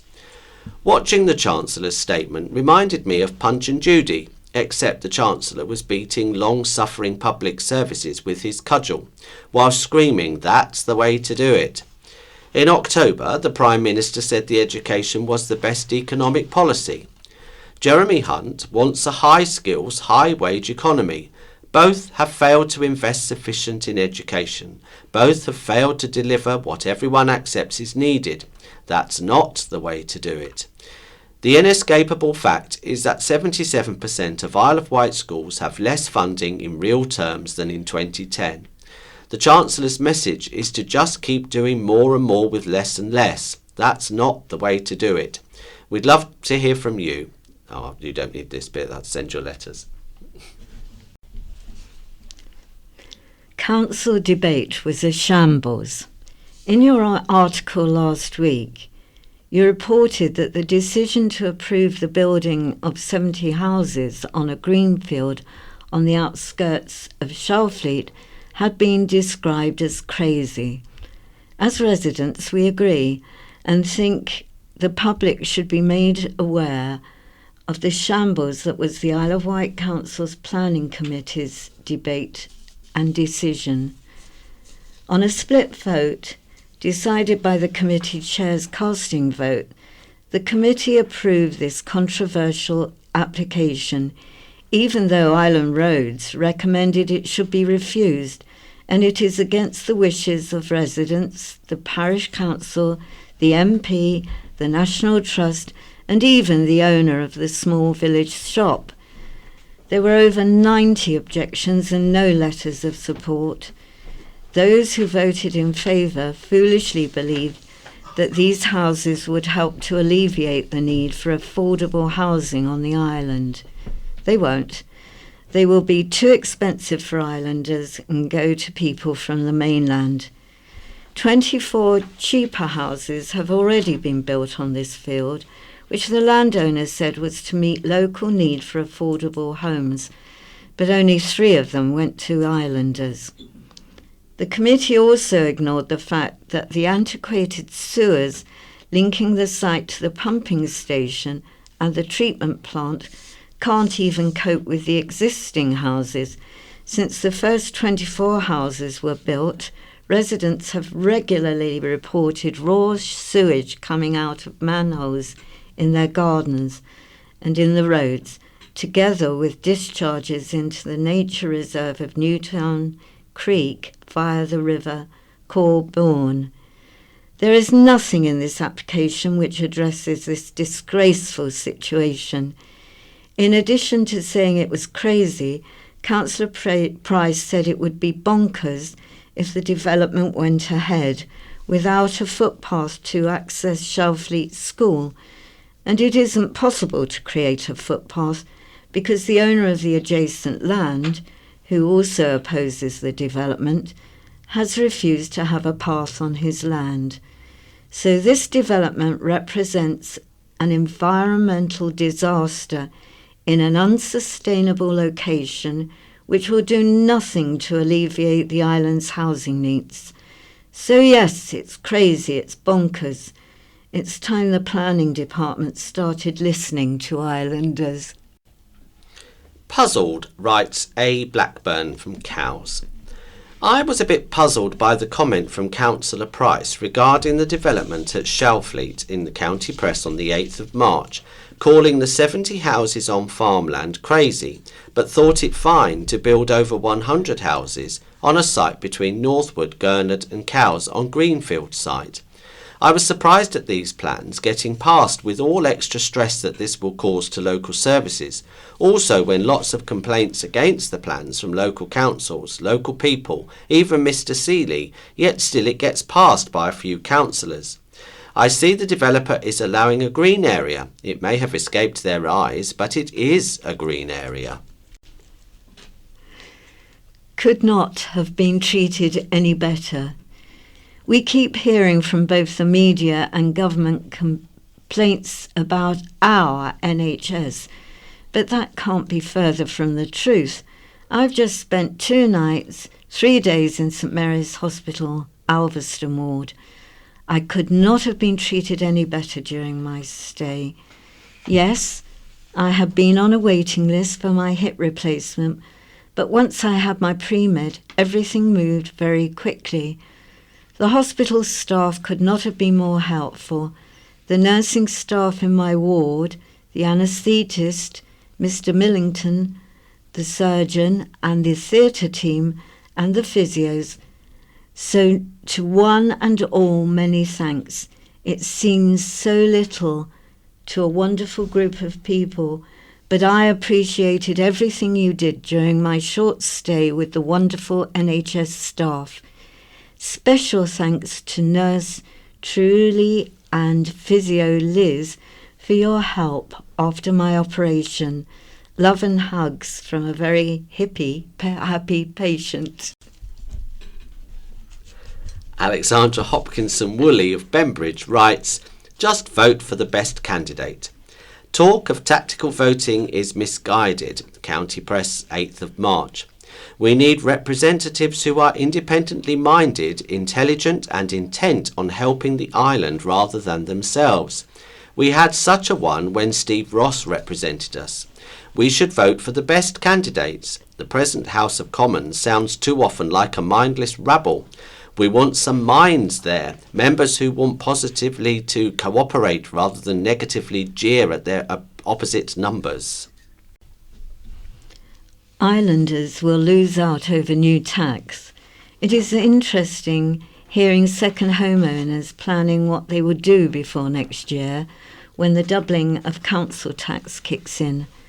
I was in a bar this week and overheard a few second homers stating what they are planning to do to get back the extra £2,000 or more a year that they will be charged. Those who do not sell all agreed that they would eat out a lot less than they do now and spend less money in the pub. One said he always brought his cars on the island, but from now on he would buy them in his hometown in Hampshire, which would be just as cheap, if not cheaper. They all agree they would spend far less on the car ferries, which would save them a few £100 a year. One said he may sell his second home, as it would be easy to sell to a couple from London looking to retire to the island.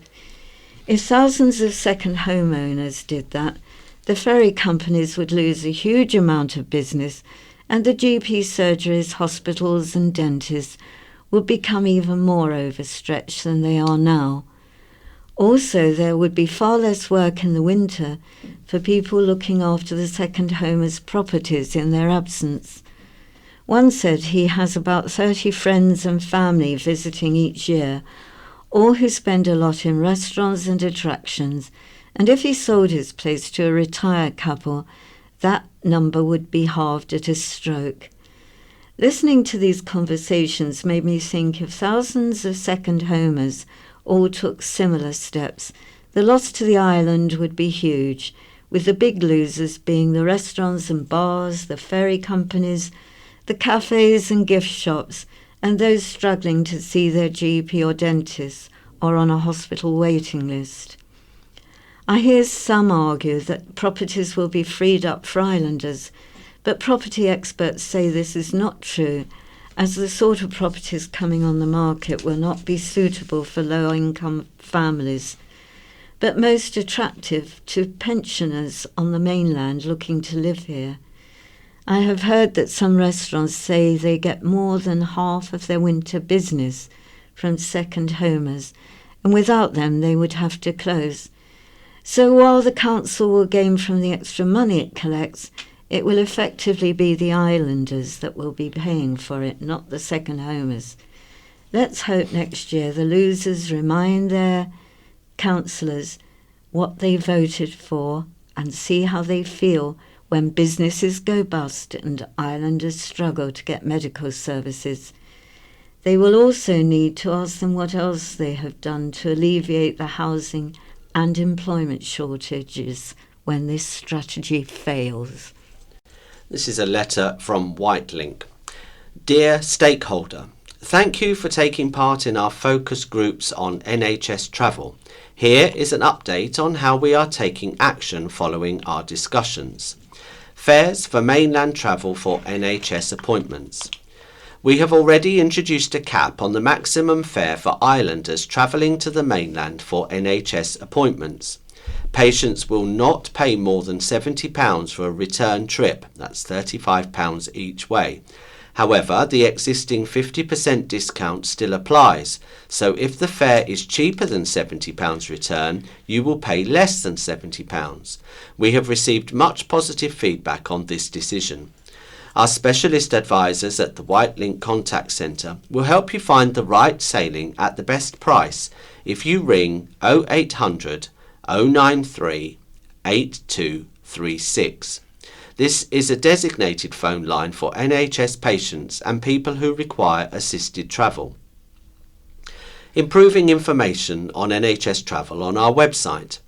Many of you wanted to see clearer information about the services and concessions available for islanders travelling for NHS appointments.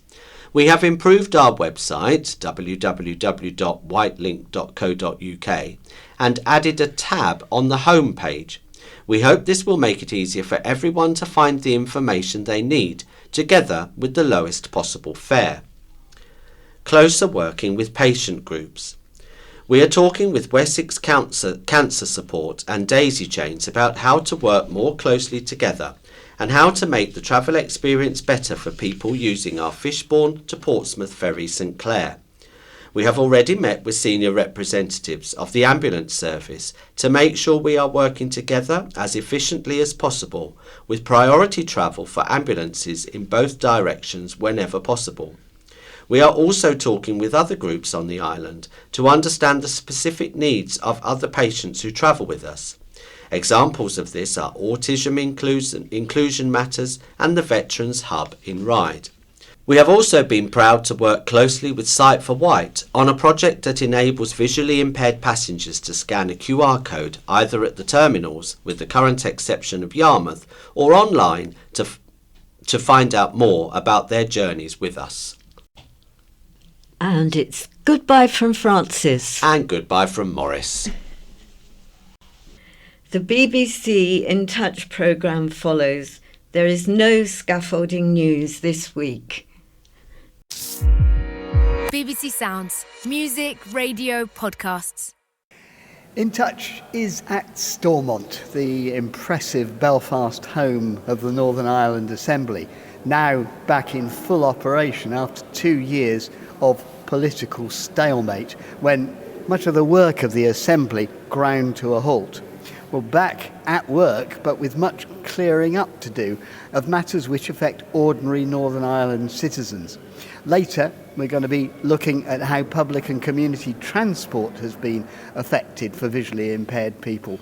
But one of the other unforeseen consequences has been for a group of people who've lost their automatic right to a free eye test. People who've been transferred from what are known as legacy benefits onto universal credit. Now, the reinstatement of the free eye test and various other rights, such as free dentistry, requires legislation, which has happened in the rest of the UK, but not in Northern Ireland, because no legislation could be completed over the last couple of years. In a moment, I'll be talking to member of the Legislative Assembly, Andy Allen, but first, I've been to see Sam Baird, who's an optometrist with 40 years' experience in Belfast.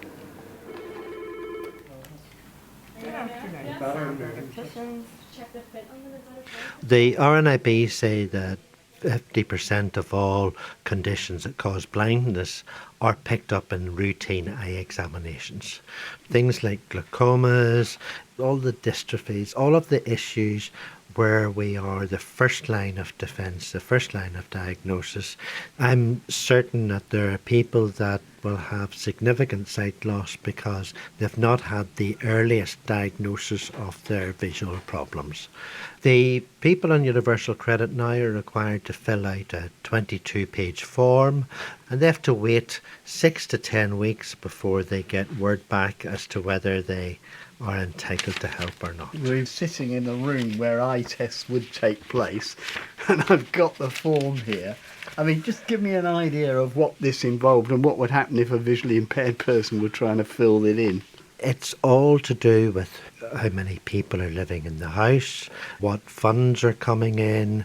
Oddly, it's the same questions that are asked for the people whenever they first apply for universal credit, but it all has to be repeated on the day that they come for their eye examination.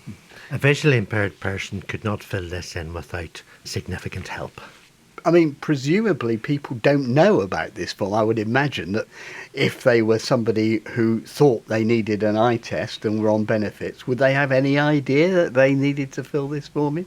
On a daily basis, we have people coming in expecting a free eye examination. We give them the form, we explain what has to be done. Some are walking away with the promise of returning, and many of them we just do not see again. The actual effect in actual visual impairments is going to be down the line, but the delays that we're facing here are going to have a significant effect with dramatic consequences. Meanwhile, it's back at Stormont where this problem will have to be solved. The question is, when? Well, one of those pressing for a speedy solution is Andy Allen. Andy is Ulster Unionist member of the Legislative Assembly for East Belfast. He's a member of the all-party group on visual impairment, and he is himself visually impaired. The fundamental answer to this is a legislative answer, and I've already tabled a question to the Minister for Health, who so happens to be my party colleague in this instance, asking him for an update on that matter, and the department said that it's something that is actively being taken forward. So I will be continuing to monitor and press for a swift action on this matter. What do you think they mean by swift, Andy? Well, what I mean by swift is I want to see this as quickly as we possibly can. I would have liked to have seen it being addressed already. In your introduction, you'd obviously rightly referred to this place being down that we're sitting in today, the Northern Ireland Assembly being down and the Executive being down for 2 years, but prior to that it was down for 3 years, 17 through 20. They will cite and highlight COVID and the difficulty and the challenges that was presented to departments in terms of their focus and attention, but I would have liked to have seen it having been addressed back then when they were aware of it. I guess the problem is that there's quite a lot of people saying this has been neglected for 2 years, 3 years, 5 years. There's a bit of a logjam, I would imagine. There absolutely is, but fundamentally, if you look at the title that I have, I'm a member of the Legislative Assembly for Northern Ireland. You know, our main and primary function is to legislate, and this is a legislative issue, so we need the department to be working proactively behind the scenes. They've already done some of the groundwork on the consultation in terms of the different options. I think that consultation is perhaps outdated, so they need to bring some of the more of the information together, and then they need to put that before the Minister for him to consider the options and ultimately then bring forward the legislation to address this problem. Just to look at this perhaps from a more personal point of view, I said you were visually impaired. That was as a result of a bomb explosion in Afghanistan. Does this sharpen your awareness of this as a potential problem? It absolutely does. When I woke up in hospital in Selyoke in Birmingham, I was completely blinded at the time. So I think it often helps when we have issues where there are representatives who maybe have a first-hand or indirect experience of that. It certainly brings more to the table in regard to the issue. It's not the be-all and end-all of matters. Not every issue that comes forward will there be elected representatives or individuals who have all of the knowledge or experience of those matters, but I do have a direct experience. It's an issue that I'm hoping to see and push to have addressed. Andy Allen, thank you very much. Pleasure. Well, we asked to speak to the Minister for Health about the situation, but were told he couldn't be made available. But in a statement, the Health Department said, "The Department acknowledges concerns raised in relation to universal credit not being an automatic passported benefit in Northern Ireland and is committed to taking forward the necessary legislation amendments to include universal credit recipients with incomes below specified thresholds. This was the subject of a consultation exercise in 2017, but it was not then possible to make the required legislative amendments due to the absence of the Northern Ireland Assembly in the first instance and then the need to respond to the pandemic. The Department has commenced work to make the necessary legislative amendment for universal credit.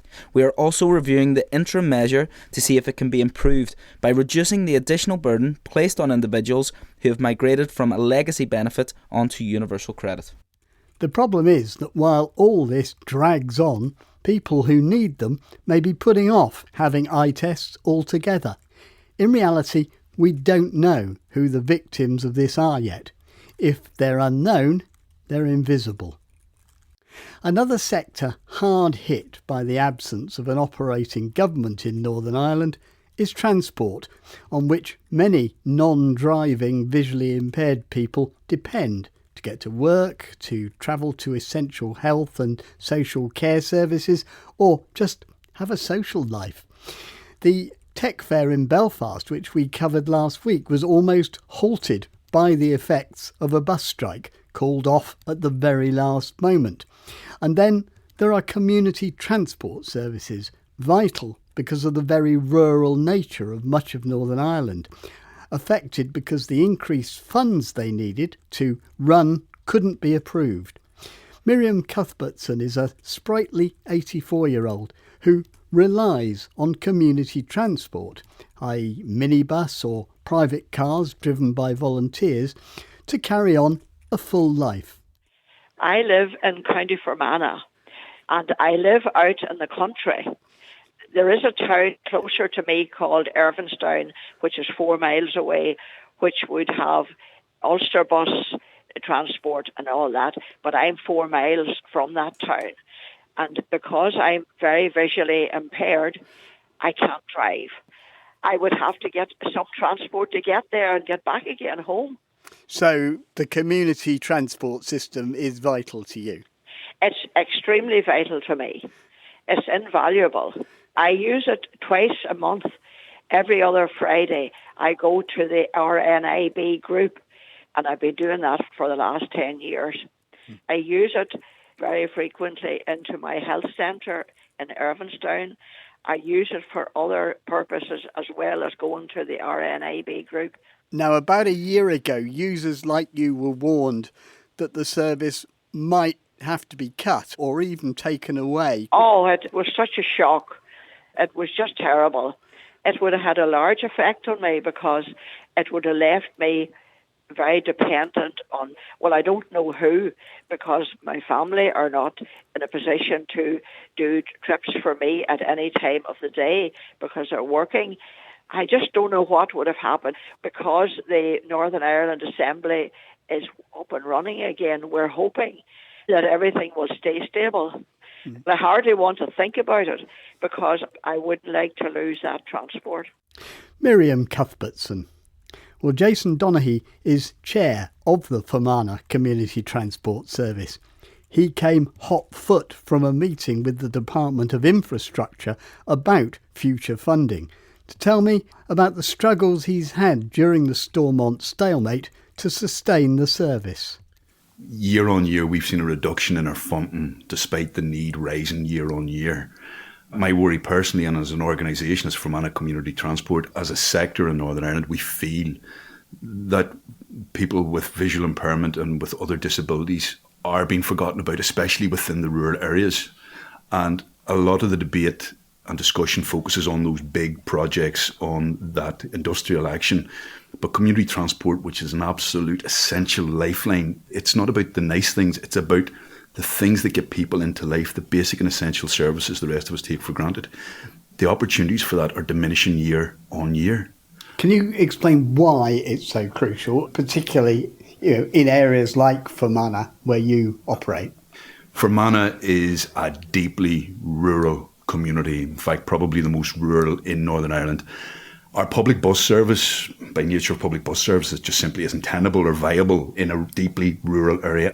75% of our population live in, if you like, effectively open countryside. So we have those folks who maybe are born or have acquired a disability or a visual impairment, but we have more and more people now, as our population is ageing, they're ageing into what we call immobility and then disability.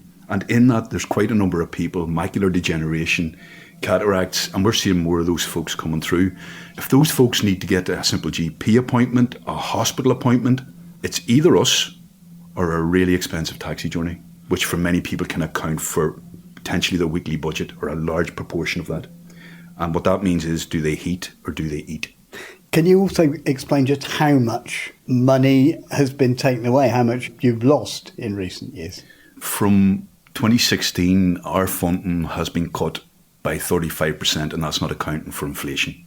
We feel that a very urban-centred view has been taken to what should be done in a rural area, but it can't, because our people depend on a door-to-door service. And rural areas, you couldn't walk on the roads. This notion that you could walk to a bus stop. Our roads are C roads, unclassified roads, blind bends, dips, fast travelling traffic. It's just not safe. It's not viable. Yeah. You say the money has been on the decrease since 2016. How much has this been influenced by the fact that Stormont hasn't been a functioning government? There's no doubt it has had a profound impact. The one thing that any devolved administration needs are people who have an empathy and an understanding on the ground from those constituencies. And the civil servants, obviously, they were left in a vacuum. Can we do this? Can we do that? There was the whole uncertainty around budgets. So I think it's absolutely vital that we have people in place who are listening and who are sensitive to the needs of all of the people within our community. So how good are the signs now? Because Stormont is back. You have literally come to us straight from a meeting, I think, of something called the Infrastructure Committee. What are you hearing? What I'm hearing is we will hear in due course, which is a holding position. Whilst we would all hope that we would get a letter of offer for our funding for the next financial year starting in the 1st of April, that we would have that in advance of the 1st of April, it's possibly quite unlikely that we will have it. And that's the situation we're in. So we're also working at risk to keep the service going. But I am hopeful that the people that are in the room, the civil servants, with the new minister in position and the scrutiny committee up and running, that we can affect positive change, but we need to be seen as a real player within the overall transport ecosystem. Jason Donaghy of the Fermanagh Community Transport Service. Well, someone who is in a particularly good position to talk about this is Dawn Hopper. Dawn is a community transport user living in South Antrim, another largely rural area northwest of Belfast. She is also on the board of trustees of South Antrim's Community Transport Service. And I should warn you, Dawn is also battling with a sore throat she woke up with this morning. But Dawn, that apart, what's been the effect on your service over the past few years? We found ourselves in an absolutely unthinkable position. At the minute, the funding has been provided to us for April and May at the same level as last year, but we have no guarantee at all past May. As a service member myself who uses community transport 2 or 3 times a week at least, it's a very frightening reality that's coming unless something is done. So are people actually having to be turned down for transport requests? So at the moment, we work a week ahead of ourselves. And before COVID, we had 19 volunteer drivers. After COVID, for a while, we only had 3. We're now up to 5 volunteer drivers. So the service has come under a bit of pressure in terms of not having the same availability as volunteer drivers. But in terms of the funding, if it's a school or community group, we can't give any guarantees past the end of May. Our service is not just a taxi from A to B. It's a community event. When our drivers pick up someone, they know the person's routine, they know who they are. There's that human connection and human interaction. I am in the position where I live out by International Airport. There's no buses around. I've no trains. The nearest train to me would be in Antrim itself, which is a 20-minute drive. I'm registered severely sight impaired and a guide dog user, so I can't drive. I rely heavily on community transport to either get me to public transport. It can get me to the shops to do a shopping. Without community transport, that all stops. And it's a really isolating and daunting thought. We need a government in place now that stands over funding, not in the short term. We can't go from month to month. So we want them to sit down, give us a realistic budget, set out a strategy for the next 3 years in terms of funding. And that allows us to look as well at the service and adapt it to our user needs. Dawn Hopper with her voice just about holding out there.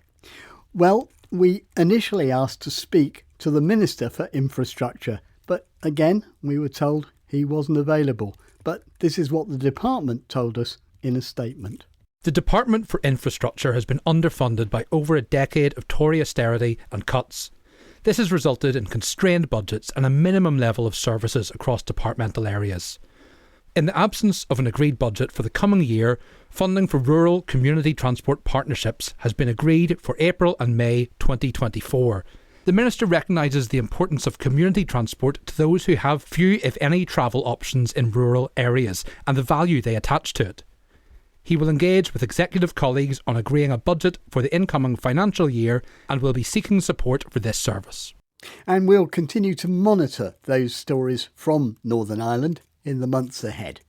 And talking of the months ahead, some of you will have already gathered that changes are afoot in Radio 4's schedule.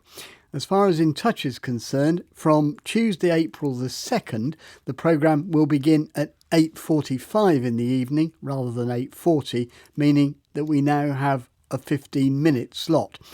We will also have a repeat, something we've always wanted.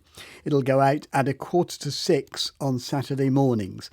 We will continue to focus on the issues of most importance to visually impaired listeners and, of course, all those who want to know more about the subject. That's it for today. From me, Peter White, producer Beth Hemmings, and studio managers Andy Garvey and Kelly Young, goodbye.